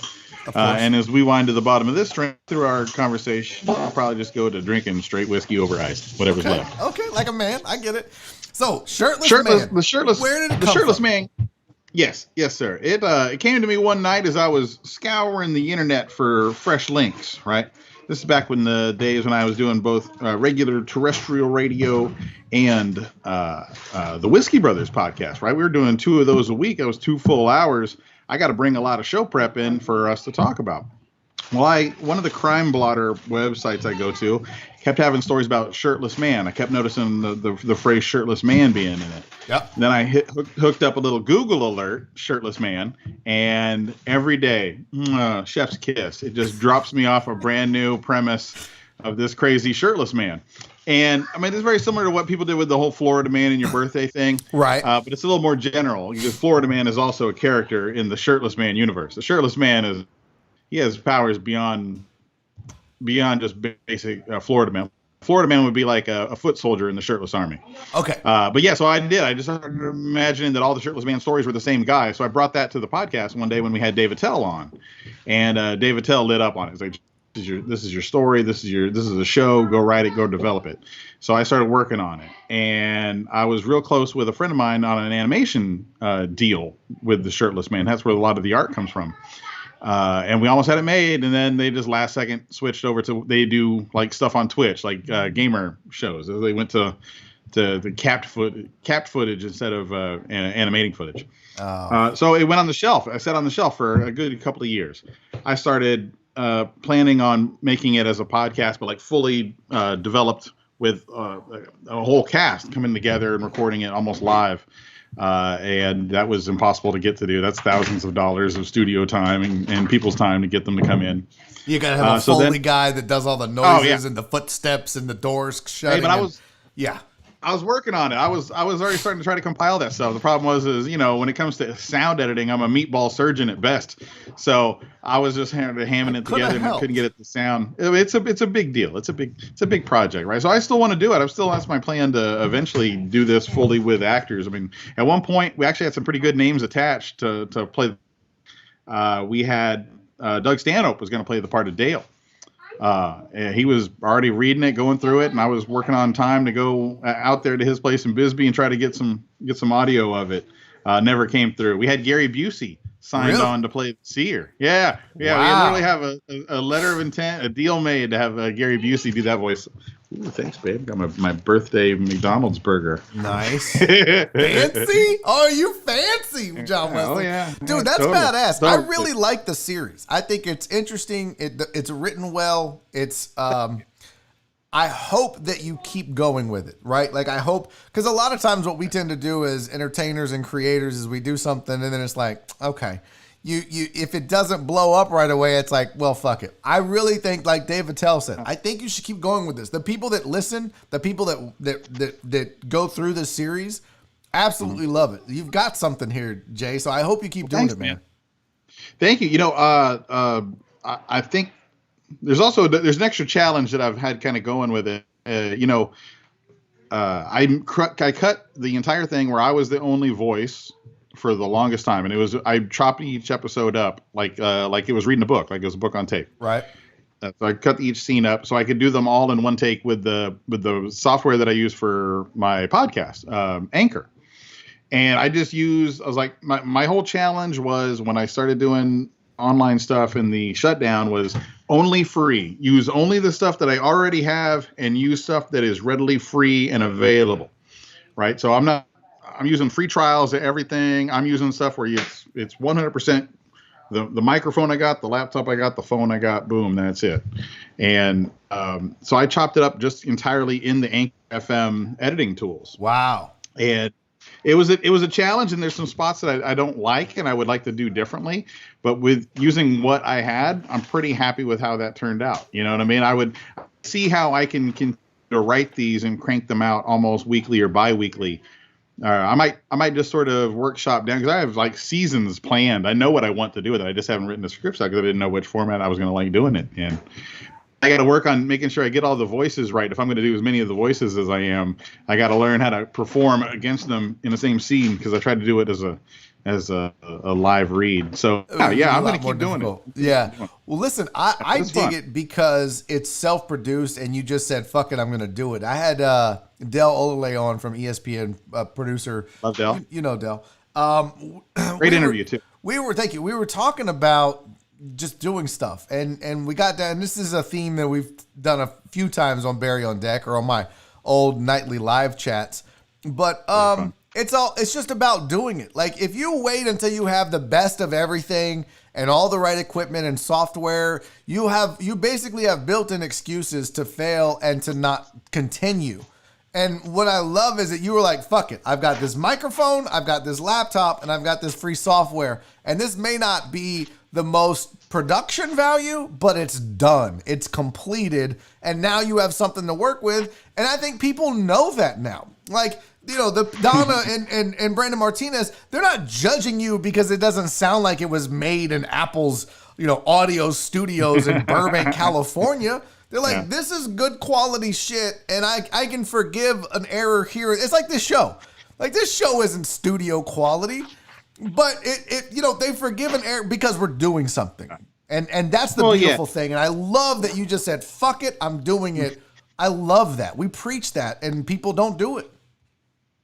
Brother, very much. And I'll tell you, I've been sitting on this fucking writing project, these hours of scripts, like a giant like an egg, like I was keeping it for some reason. And then when it was Billy D, was the most inspiring person. Billy D always is, man. Yep. I would love Billy D, right? And he puts out Tales of the Virus, and that was amazing because he's playing the piano, he's doing the music live along with it, and he's got the right voices at the right time, and it's pitch perfect. I loved everything about it. So when he put his out, and I know he was using just resources he had in front of him. This is his phone and his music that he has, So that was cool. So that's what motivated me to put it out and to see the response and people like it. That's great and encouraging. And I will keep writing them and keep putting them out. And if anyone wants to play and do voices, the more I get, the more I learn and figure out to edit it better. I like doing it myself, so whatever I can learn and figure out myself can kind of be the style of the episodes as they come out. They might be 5-minute long episodes in the future. They might be 25-minute long. Who knows? There's no telling. Listen, I'm no voice actor, but if you need a guy, I'm happy to do it. Happy to be a voice. So for whatever character you need, I'm in 100%. Well, it's an ensemble, Barry, so I don't just need one voice, and I don't just need a star character voice. I need about 6 or 7 people like The Simpsons who can do all the little voices and all the big ones too. You know what I mean? Yeah. No, I'm not your guy then. I don't need one. I need 3. Well, no, it's perfect because you be cop number 3. Oh, did you see which way you went, ma'am? And I'm like, yeah. So those are perfect. Did you know what he was wearing? Okay. Like literally, that's like the only voice I can do. I have to. Can your wife hear right now, John? I know you can't see me because I just got to notice that the video is fucked up. Which, by the way, you're a pro's pro. You just kept rolling. Oh, your wife, she can hear me right now. She cannot hear me. No. She can't hear. She can tell by my body language when I'm referring to her because I keep looking. Oh, so she knows where this little spot is, right? She can't hear me, but she can see, right? Yeah. And actually, no. The way I have it set up is I'm just looking at myself talking. Okay. I don't even have sorry about the video. I don't know. YouTube is being a fickle bitch today. I gotta tell you, Jen J posted something when I first brought you on, and this is gonna make you feel so much better on your birthday. But she said it's official. Wesling is my new white guy crush. He's fucking hilarious. So there you go, John. Happy birthday. Well, thank you. I appreciate that. I'll tell her. And Andy Huggins is here. He said, hey, John, hey, Barry, and hey, BB, because that was back when I didn't get to it in time. Tons of the deckheads wishing you happy birthday, by the way. Well, thank you. 45, dude. I made it. I made it. How does it feel to be an old man? I can't believe I'm older than you. I feel like you should be older than me. Weird. You know, I think that a lot. You were a mentor and a leader for me in comedy as I started. And you ever notice that when people have do something before you do it and they help you, they always feel older. They feel like an elder statesman. So I always felt like, well, John's at least 53 because gotta be. Yeah, he's been around and now he's helping me. You know what it is, Barry? I'll tell you exactly what it is. I am like Tom Sizemore in Saving Private Ryan. I just happened to get there 20 years ago when I was a young, dumb idiot and I haven't been killed yet. So I'll show you how to. Here's how you're supposed to do this, that there, and get rid of that shit. You don't need a fucking typewriter. Here, you know. So yeah, I look older than I am. You find out I get shot. You're like, he was only 32. You're like, really? That motherfucker was only 32. What? He looks all grizzled like a goddamn old ancient fart. But thanks, man. You know. Hey, well, you come at comedy from different, vantage points, different perspectives and different kind of spots on the timeline. So, that's what I love about comedy. You don't have to be like it's not like being an Olympic skater where if you don't start that shit when you're 11, it's never going to happen for you. Right. You know what I mean? Comedy, you can be a superstar and start at 62. Really? I don't know. I still feel like comedy's a young man's game. I mean... Well, what do you mean? Are you talking about Comedy Central special? I mean, if you're comedy, that's a different thing. That's like being an MTV music artist. You have to, if you're not good for a Jersey Shore episode, then you're not fitting into who they're trying to sell shit to. So don't worry about that, man. Well, you worry about the ground level connections that you make with real people, and you kind of let the market show you where your audience is.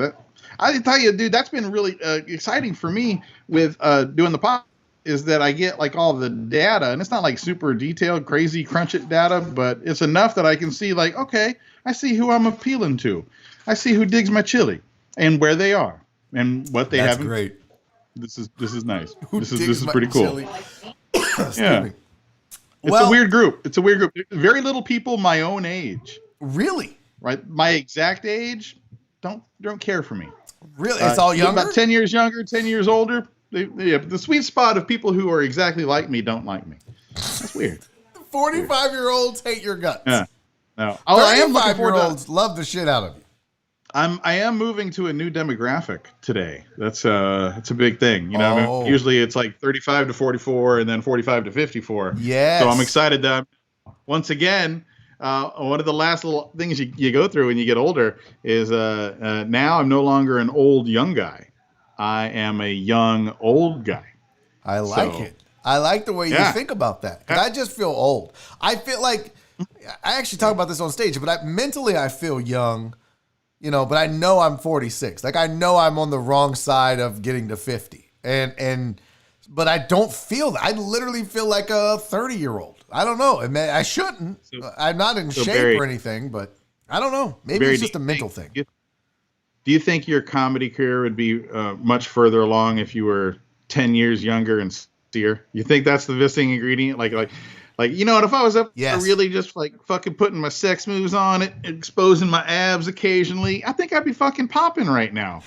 I think if I would have started when I was 28 and not 38, I'd be in a much different. I'd be in better shape to break through. Does that make sense? No. Yeah. Yes, it does. Absolutely. There's no I disagree breaking with through for a 46-year-old white guy now. Like I can scratch out a living. There's no visions of grandeur. When you know, I'm not delusional in thinking, oh, one day I'm going to be a comedy superstar. You have to start in your 20s because I'm not Rodney Dangerfield or Jeff Foxworthy. I'm me, and I started too late, and that's my fault. You know what? You should look at the story of Ron White and look at the encouragement that comes from that story, because Ron White was almost exactly my age now and was completely out of comedy, living across the border. I think Nosa or Matamoros, really making fucking Spanish tile for a living. And he'd been out of comedy for 3-4 years, something like that, right? Just completely fucking tapped out, gone, long hair, wearing Hawaiian shirts and shit. So he had done comedy and no success. Is that what you're saying? He had done it and was fledgling like I am. Right. No, worse. Like, didn't even want to do the Laredo gig anymore. At this point, he was just done. And then his buddy Jeff Foxworthy calls him up and offers him a gig on the goddamn biggest tour in comedy of the next 10 years and made him a star. It's crazy. Made him an absolute flying around in private jets, owns 3 houses, plays golf every goddamn day, just like it's a goddamn episode of Entourage. That's wow. And Ron White was like tapped out almost like 45, 48, somewhere around there. So yeah, I'm like, I always think about that. I'm like, man, you never know, dude. As long as you keep that, you got to keep your old cell phone number. Just keep your old phone number and you'll be fine. I've had my number. I'm trying to think how long I've had this number. I've had my number probably since 90, maybe. Well, no. Probably since like 2002 ish. Have you had your number that long? Like, do you? Yeah, I've had the same number since I'd say 2004. Okay. Right. Cell phone number. Yeah. Do you get calls occasionally from people, or from back in the day that are looking for something, or is that? There's weird numbers that pop up every now and then. I had a real sad moment one time. We had moved back to Houston. We've probably been back at home from LA 3-4 years, maybe even longer. And I get a call one day from my old entertainment lawyer's number. Uh-huh. And I was all excited, like, oh, hey, what's up? And it's his assistant, a guy who I had talked to all the time. And he's like, hey, what's up? Hey, just want to let you know, officially, you are no longer our client. And legally, you cannot contact us for your legal issues. But man, it's great to hear from you again. Hope the kids are great. It was like a double. Hey, this is just so you know, this is officially no mas. Like, you are out. Just so you know, as far as we're concerned, your career is dead. But yeah, we're officially dead. Hope everything is okay. Your kids look great. They look great on Facebook. I love seeing that. Stay in touch, man. Fuck you. I'm not staying in touch with your stupid ass. No, but it was nice because I did like him. I was like, I didn't expect the call, but I wasn't surprised by it. Like, I was like, oh yeah, I figured I'm in Houston doing fucking sports talk radio. Yeah, I don't think I'm gonna need the services of Andy fucking Gawker at this point. Is that who it was? Andy Gawker? He was a great little. He was. I'd recommend him highly. Matter of fact, and he was like, hey, if something ever pops, give me a call. But it was it was officially to let you know. Yeah, right. I will no longer be making calls for you exactly. Yeah, you're irrelevant to me. From but if you become relevant, please involve me. That's the beauty of Hollywood. That's the beauty of our business, is that no one wants to fuck with you until you're fuckwithable. It's like the old hip pocket deal. They used to put you in the hip pocket. Everyone it was a joke. Everyone in Hollywood, oh yeah, I'm hip pocket with Gersh. Oh yeah, exactly. Yeah. That means when you get the fame on your own, then they want to mess with you. I think a lot of people don't know that about this business. They don't realize that's how it is. Very, very rarely. In fact, I can only think of maybe one in my lifetime of entertainment, which is 7 years. Maybe like a Matthew Broussard, right? A guy that just out of nowhere starts doing comedy, gets seen, gets picked up, and then they're like, all right, come on, we're going to get you to the mountaintop. Kid had a We're good gonna... run. What's that?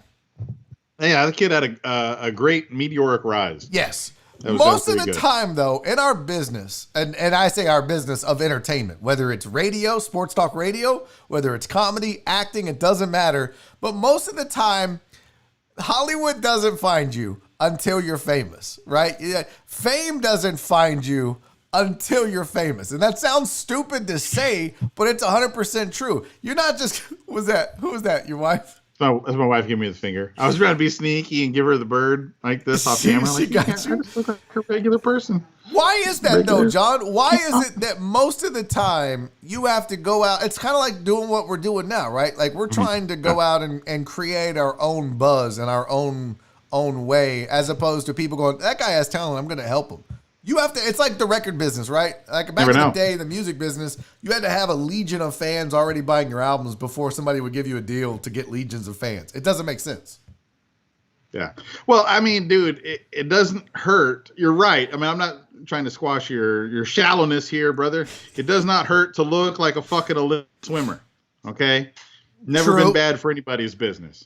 I look like a weird Muppet character that would like play in the band with Dr. John. You know, I am not going to be that guy who gets the leading man. No. I'm at best like weird storekeeper. You know what I mean? Okay. Local cop.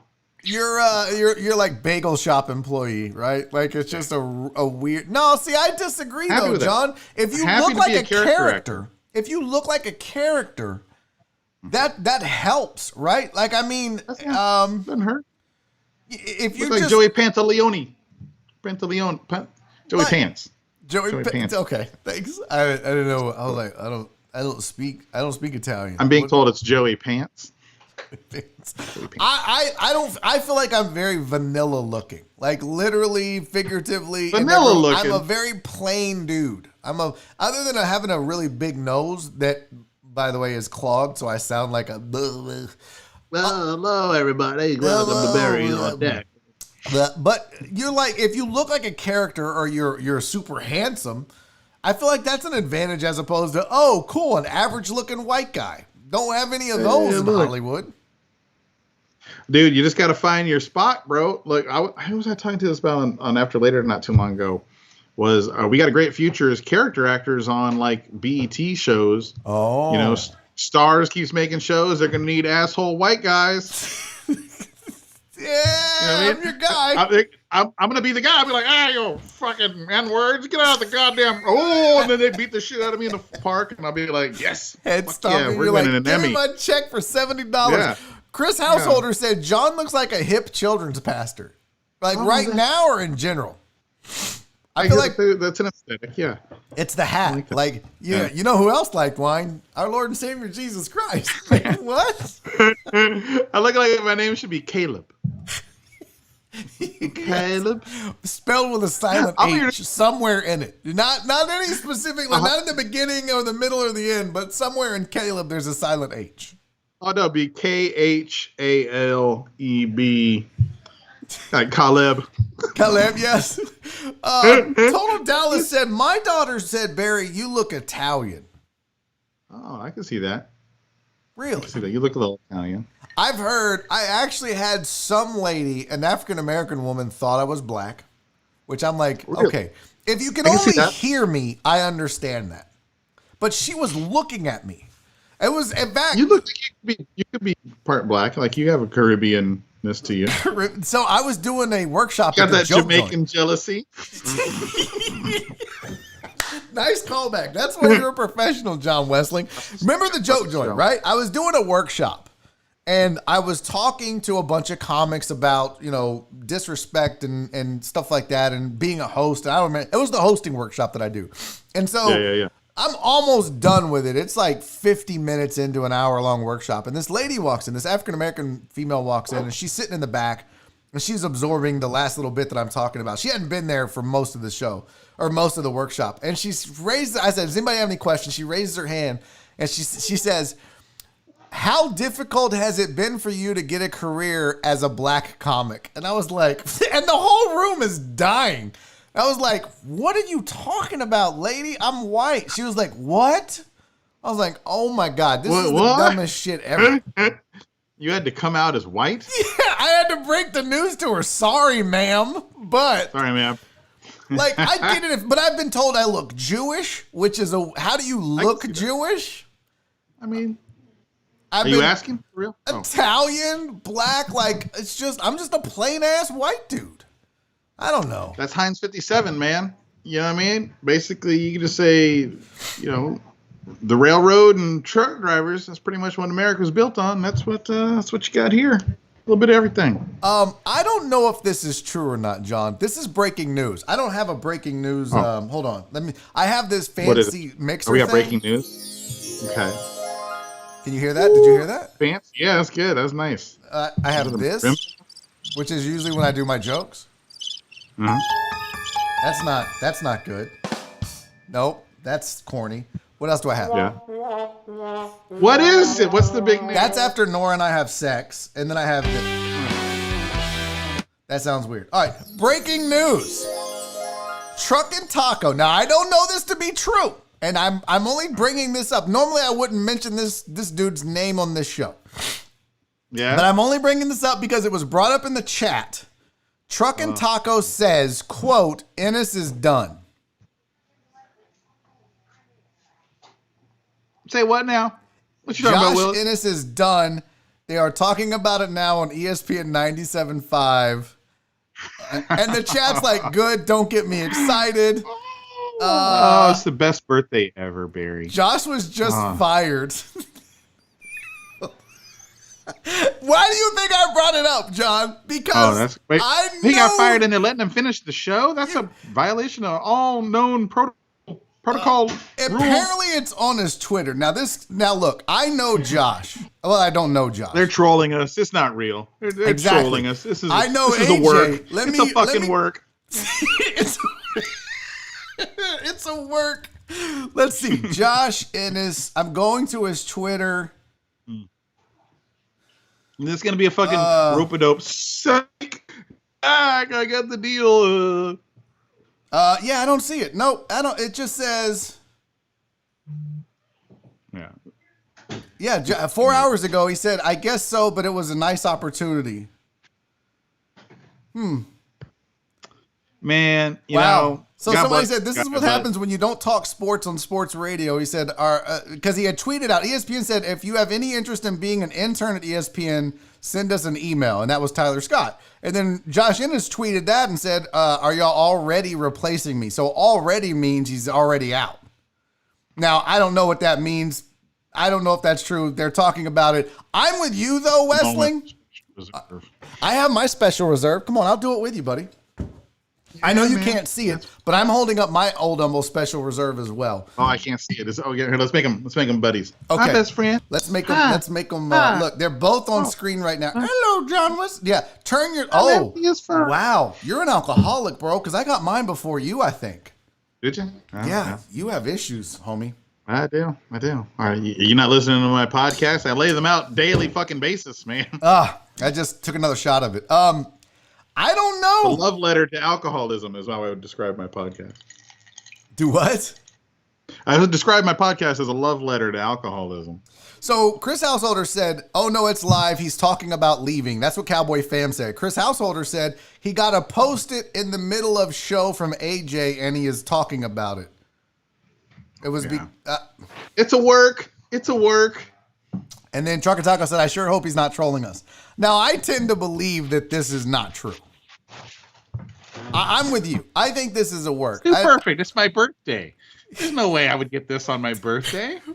Come on. What am I, 11? Somebody said text pony? Nick and find out. That's a good question, but I don't know that Nick would tell me now if we're talking about it live. Barry, first off, I can't believe that we've talked this long, and I'm 45 years old today, and I'm celebrating my maturity and my wisdom, and we've been talking for 40 minutes, and this story breaks, yet I still have had the restraint not to go on a tear about how scabs can go fuck themselves, and so can those who hire them. I didn't even mention that the entire fucking time. So even if it's not a work, I would be like, yeah, giddy like a fucking champion, because fuck scabs, those who hire them. This is Listen, children are in the room. he apparently talked shit about me on his show this past weekend, and I chose to take the high road. I was like, you know what? Because nothing good comes of having a war of words with Josh Ennis. And the reason is not because he's smarter than anyone else or better with words than anyone else. It's because there's an old saying that says, when you argue with stupid people, others watching can't tell you two apart. And I'm not going to get down in the mud with a guy like Josh Ennis. It's pointless. It's futile. It does nothing for either of us. So I was like, I'm just going to take the high road. You know me, John Wessling. It took everything I had to be like, not come on here and start making jokes about how fat he is and start making jokes about how bad he is at his job and how he can't hold one and this and that. And I did none of that. Until just now, apparently. But it wasn't intentional. It was just the points I would have made. Hold up, Barry. It's a work. It's a work. This isn't happening. Wait. Did David Barron write about it? Well, then it ain't in the fucking. It ain't in the book. That's true. That is true. You know what I mean? Come on. I don't know. He just said now we are stuck with thin-skinned people with him gone from 2 to 4. I don't know. It ain't. No. This is weird. I'm reading the chat, so everybody's listening. Truck driver Pookie said, "Holy shit, he's talking mad shit about ESPN, and he's still on the air." I mean, what do you expect? What did you think was going to happen? This is how I know this is a work, because when you actually fire someone, you do not let them complete another air shift. I mean, they did me. Yeah, but that's the rare exception, and that would not be this. This guy has priors. This guy has priors. No, man. Oh my God. When you get fired, they literally hand you the HR packet and show you the door, like you just went wah wah wah on Price is Right. Like, oh, that's thank too you funny. very much. SVG said, I think it's fake news. See, I think so too. I think here's the thing about Josh Ennis, and I'm not going to trash talk him, but I'm just going to state some facts that we know. He is an attention whore, and he craves the attention on almost a daily basis. And look, to do this job, to be in this business, you have to be an attention whore. You have to have a certain amount of ego that says, I think people want to hear what I have to say. So I'm not suggesting that his need for attention or ego is out of the norm of what we do in this business, but it's on another level because he's the guy that goes, who's the best sports talk guy in the city of Houston? And he'll tweet that literally once a week. Or he'll go on a show and ask the question, do you want me here or do you want me to leave? He craves the attention of people saying, oh, we want you here. We want you to stick around. And that's not me bashing him. That's just a fact. That's how that dude is. So that's just how it operates, yeah. So I don't know what to believe, but apparently Walt Walker said Nick is laughing at him. Nick is a saint. He said that the show brought out Nick as and people were like, bitch, Nick was out 3 years ago with The Usual Suspects. What are you talking about? Nick's on a shirt. Nick is the new host. He's the mastermind behind the whole thing. That's funny. Yeah, Nick's on a shirt, bro. Listen, Cowboy Fam sent a super chat. Thank you, Cowboy Fam, for your super chat. He said, I wanted to let John know he was really funny at the Improv first comedy show. Y'all did great. Dude, that was a lot of fun. It felt so weird though, didn't it, Barry? Like we couldn't connect with people. Like it was basically running side before and after the show, wasn't it? Yeah, it was. It was like, here's my jokes. I'll be in the car, and that's it. And yeah, exactly. You're out shaking hands and hugging and taking pictures and selling merch and chopping it up. Weird. Especially with deckheads, we could do none of that. Dude, none of it. It was so creepy. So once this is all over, we got to put some shows together. You know, Barry, I was thinking, I know I got about 10 minutes left here. We do. It's 3:45. Right? We're going to 3:55. First off, I've been working with my buddy Lars Caillou, who has the Fire Pit comedy tour that he runs out of Canada. We're essentially doing socially distant, safe shows in people's backyards for parties and whatnot. Okay. And so I want to talk to you about doing some of these shows. I think this might be a fun thing for you to do with the deckheads, where they have like a fully they have a system where you can do it completely safe. right? So it's like you're not going to get anybody sick, and it's just sort of little pop-in shows. Like essentially, you set them all up in a row, man. You just pop into people's backyard. They leave a gate open. That's badass. And yeah, it's a pretty cool little thing. So me and Tommy Drake are working on that sort of like a poolside comedy tour, I guess. Well, is how you listen, can do it on here. I promised the deckheads when they rallied around me when I got let go from ESPN Radio. They rallied around me and said, just make something and we'll support you. And they have. And look, we had tech problems today. They're still here. We still have, I mean, numbers are down, but I think this news has something to do with it. And the tech problems do too. But they've rallied. They've stuck with this. The show is still going because of them. So I promised them a comedy show. And obviously, I'm going to bring in comics that do some backyards, man, like you, that are friends of the show that the deckheads are familiar with. So I'm interested. This sounds like something that maybe we can make happen for the deckheads. Now, I thought about doing it more on like 100 episode show or a 1 year anniversary or something like that. You want to do like your show live? That's a great idea. You doing one of these one special day somewhere where you guys can do it safe. Well, we talked about doing it at cool Kobos Barbecue, but I also just want to do a comedy show for the deckheads, like just a 90-minute stand-up show. You know, I'll headline, or we'll split it 30-30-30. Maybe you and me do 30 each, and one more comedian that's a friend of the show, which I can't think of right now, but I'm serious about that. Whoever, comic to be named later. Andy. Oh, what duh? Andy Huggins. Yeah. The three of us. We'll do a 90-minute comedy show. It's me, and Andy. I think the deckheads would really enjoy that.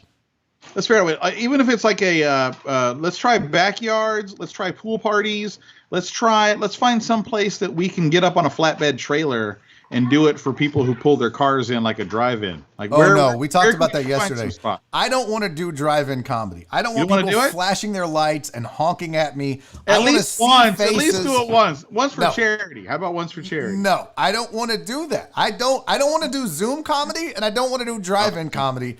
I want people in front of me. Now, they can be more than 6 feet away. They can be in the back of the yard. But I don't want to do that. I just don't want to be honked at when someone thinks there's a funny joke. That'd be fun. If anyone else wants to do it, I'm down. I'm down to do it in front of people in their cars. I'm that kind of comedy slut. Let's fucking do it. And pull up in your trucks, boys. Like, I got them all. Yeah. You know. By the way, it is your premonition was accurate. Donna says it's a prank. William Resendez says it was all fake. Of course it is. This is the attention that the guy craves. Literally, this is par for the course for a Josh Ennis. It's like I need people to pay attention to me. What can I do outlandishly? He's a poor man's Howard Stern. That's what it is. I mean, it's a poor facsimile, and you know, and every time you make a copy of a copy of a copy of a copy, it starts to look all faded and loses its original edge. That's exactly. So you know, you kind of knew it, but you were like, well, I can see that happening too. But yeah, it definitely a bit. Andy Huggins said he's in for the show, by the way. Well, we have our show. Okay, good. All right, we'll figure it out. We're putting some little safe gigs together because we got to find some way to do it safely, right? Because I mean, you don't want to have your name. Safety is important. I like this idea though. These backyard shows. Mm-hmm. How many are you talking? How many people do you think there is usually when you do one of those? 25? Depends how 30. I see I follow. It's Lars Caillou, right? And it's called the Fire Pit Comedy Tour. They do it out of Edmonton, Alberta. So they have nicer weather and people who are smarter about staying farther apart, right? So they have like 20, 40 people in a backyard, but everyone brings their own chairs and they're all scattered out, right? And it's usually a fire pit between them and the comedy. That's why they call it the Fire Pit Comedy Tour. Nice. And what I thought we could do poolside is that we're on one side of the pool. There's literally a fucking moat, and then they're all over there. So I like that. Yeah, I'm on my side of the pool, and you are on your side of the pool, and that's where you sit in your fucking Columbia chairs. Here's the only thing, Yeah, exactly. Here's the only thing. If I'm going to do a show with and for the deckheads, I want to be able to hang out with the deckheads afterwards. And that's the only Extraordinary times, man. Extraordinary times. This is better than nothing. It's literally better than nothing. You set it up to where there's like a run-in spot. They leave like a fucking power strip out. Like that's all I need. Is you just leave me a power strip where I can touch it and you are nowhere near it. I'll plug in, boom, here's my fucking speakers. Here's our mic. Hey, here's comedy. Y'all have a great part. You're right out into the I cul-de-sac. would be down for that, but I would not want that to be the big show. I guess I like the 100 episode show or the 1 year anniversary show. Oh yeah, no. Because I want to be able to have a beer with the deckheads after the show, but I'm still down to do these types of shows because it's still comedy. I mean, I'm totally in on it. I got it. And the other thing I want to talk to you about, Barry, is because I think there's misconceptions and misconstruences about what is and what is not BiffNet. Okay. What is and is not BiffNet? Tell me. Dude, you are BiffNet, Barry. Okay, this is the part in the 80s, 90s sci-fi action movie where I tell you that the secret was inside you all along, Barry. I'm not BiffNet. BiffNet doesn't exist. You are the Star Child. You are. All you need to do, Barry. There's guys like me. There's guys like you. There are 24 that we know of closely. Where all you got to do is you take that system that you just put together to put this show, right? All the different little programs, all the little secrets in the sauce of what you've got, what you're looking at right in front of you. That is what BiffNet is. It's a franchise, dude. You get guys like me, you set them all up with a login, boom, boom, boom, boom. Guess what? You're in the BiffNet studio. You can run a show just like you. You can spend the time during the day putting together all the stuff. You built the formula. You built the template. That's the valuable asset. That's the soul of BiffNet. Well, the soul of BiffNet, because dude, you could get 6 of us doing 2-hour shows like you, and that's half your 24-hour day parts, and then you play repeats. You can build a network with what you have right here, Barry. Oh, I don't know. I mean, I could maybe see starting a channel like a BiffNet channel on YouTube, but I don't know. Like, there's that. What's the podcast? Is it All Things Comedy?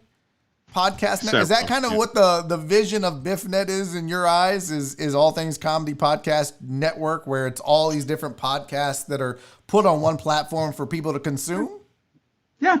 Barry, you would be essentially the program director, the creative director. You pick people for who you think fit the vibe of the BiffNet. That's the B in the BiffNet, the Barry. I still say, though, John, here's the thing. This motherfucker. We're at 2,532 or 33 subscribers on the YouTube channel.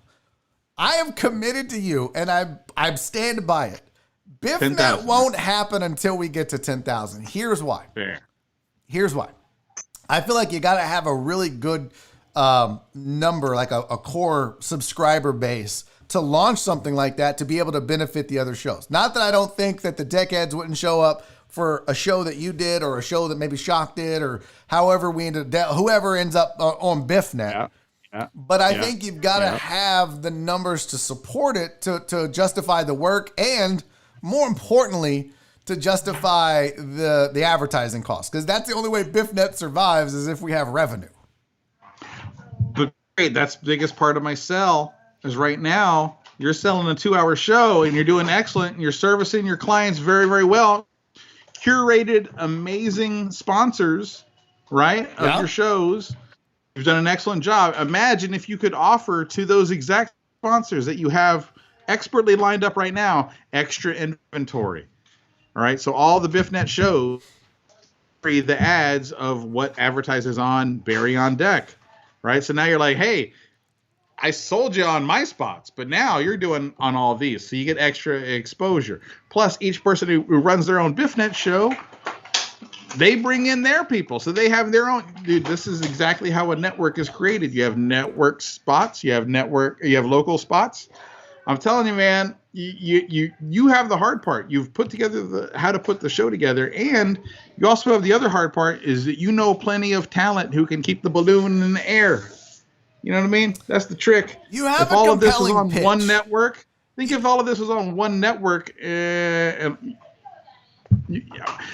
essentially, if you're selling advertising is just like selling real estate, and there's only so much of it. And this is something that creates more real estate. It gives you more spots to sell. It gives you spots that you can throw in to entice new business. I was going to do that during the Cage Door. I was going to branch out and do like local MMA for different cities. It's a lot of work. I did just Dallas, but having the Cage Door in Dallas, I just feel like this needs, we're only on episode number 62. Fine. I feel like we need to get a more firm footing on Dude. Barry on deck before we Dude. make this something Dude. bigger.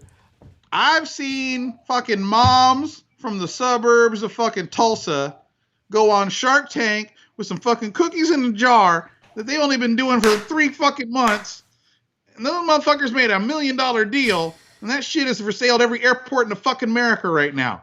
So 60 episodes, goddamn it, that is how many fucking days 12 is that, weeks. babe? That's 60. That is like 2.5 motherfucking days, man, of content. Oh. God well, damn it. Listen. Well, how much more do you need to do? What's the magic number? 100? With the magic number is 10,000. 10,000 We gotta fucking do this. 10,000 You gotta fucking subscribers. do this, Then you man. gotta help me get to 10,000 subscribers. Okay, I will. All right, let's do it. Am I still on air? Or still on let's air. just pick this conversation up afterwards, motherfuckers. Don't even hang up on me. Just put me on hold. Look, Eric Resendez sent a super chat. Thank you, buddy. It just says over and over, BiffNet, BiffNet, BiffNet. I mean, listen, you have started something amongst the deckheads. They really, There. they're in on. Look, Amos Johnson says, "Stop being scared, Barry."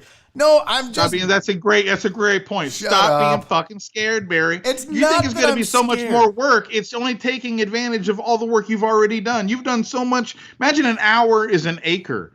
You busted your ass for these 2 acres of little beautiful farmland. I'm bringing you 24 motherfucking acres, man.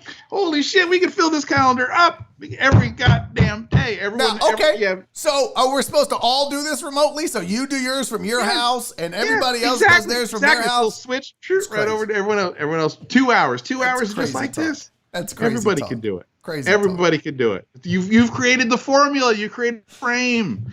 The first hour is bullshit, and the second hour is a guest. You pass it off. Fuck. Wait. The Damn. first hour is bullshit. Bullshitting. Oh, I was like, wait a minute. I put a lot of effort into my first hour of every show. It was actual bullshit, Barry. I meant that it's bullshitting. Bullshitting. Just you.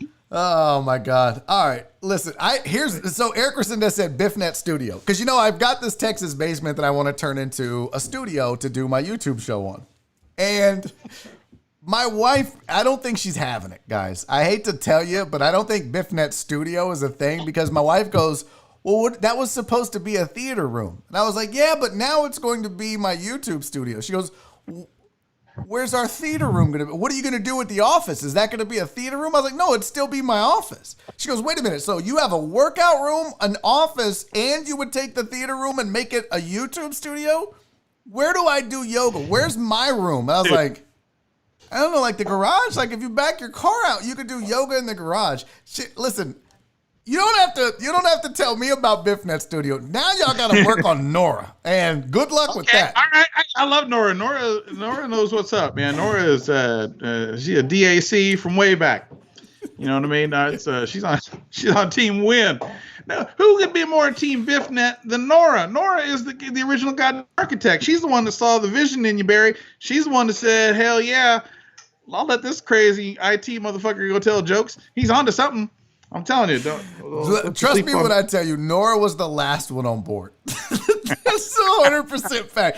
In fact, I was just talking about this today. I just know at some point, one day, she's going to walk through the doors at 4:00, and I'm going to be like, we'll see y'all tomorrow. Be safe, be kind, love each other. And I'm going to take the headphones off, and she's going to be like, all right, that's it. You got to get a job now. I hope you enjoyed it. I hope it was fun. Go get a job and help mama pay the bills. So, fingers crossed that day doesn't come. Hey, dude, it's all the thing is 3:58. taking what you've already done and multiplying its fruitfulness, my brother. I'm just saying, you've understand. already done the hard part. You've already done the hard part, Barry. I understand. Jorge said, get her a she shed. She really does want a she shed, Jorge. Maybe the other way that's the thing. If we build out the BiffNet studios, if we also build her a she shed in the backyard, that might make it work. She could do her yoga in there. We'll put a little AC unit. That could work. I know. I have a better idea. I say concede the defeat, give her that room, and let's go set up at one of those old, the ones that are going out of business, the shared office space. Have you seen those? Oh, yeah. They're going broke. Nobody's fucking paying for it, and so this is going to take over one of those for like $1,000 for 6 months. That's not a bad idea, though. I mean, if you can get the right internet connection there, dude, you'd be the one using it. Everyone else who was sharing that office is now not sharing that office anymore. So you could have the whole fucking floor with the T1. There's like an old raggedy ass office space right there at Rayford and 45. And they're still advertising $99 a month for rent. And they're like, oh man, I bet they have roaches and shit. You know what? What's your Venmo, Barry? Because I tell you what, there you go. That's how you get the studio sponsored. You fucking pay for it. Want this to be the Killing Studio? Oh, there you go. Throw in that fucking money. Yeah, you pay for the go to my office. Speaking of, listen, go online at Venmo at John-Wessling-3 for the man's birthday. If you want to send him a birthday gift, it's at John-Wessling-3 on Venmo. Happy birthday to you, my friend. I thank you for coming on. Thank you very much. How can people find the Shirtless Man online? Where can they go to get it?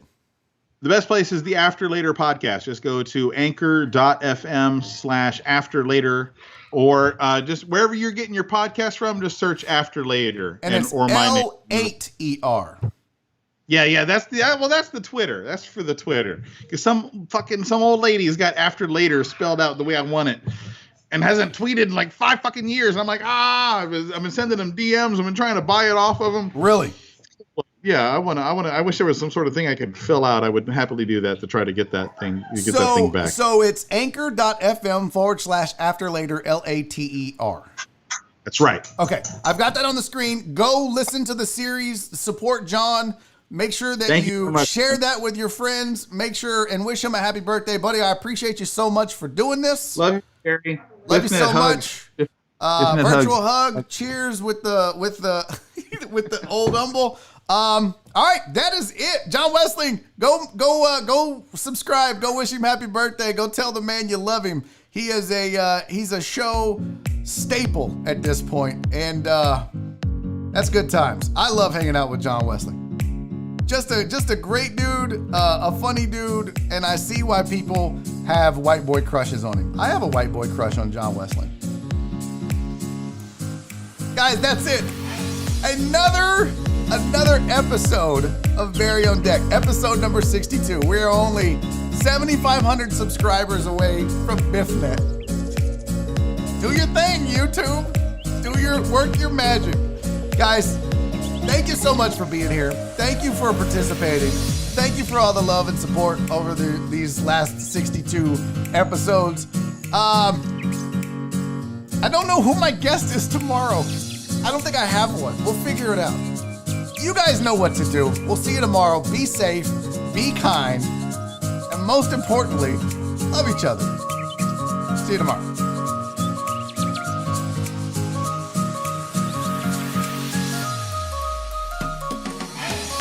Daddy's making a YouTube video!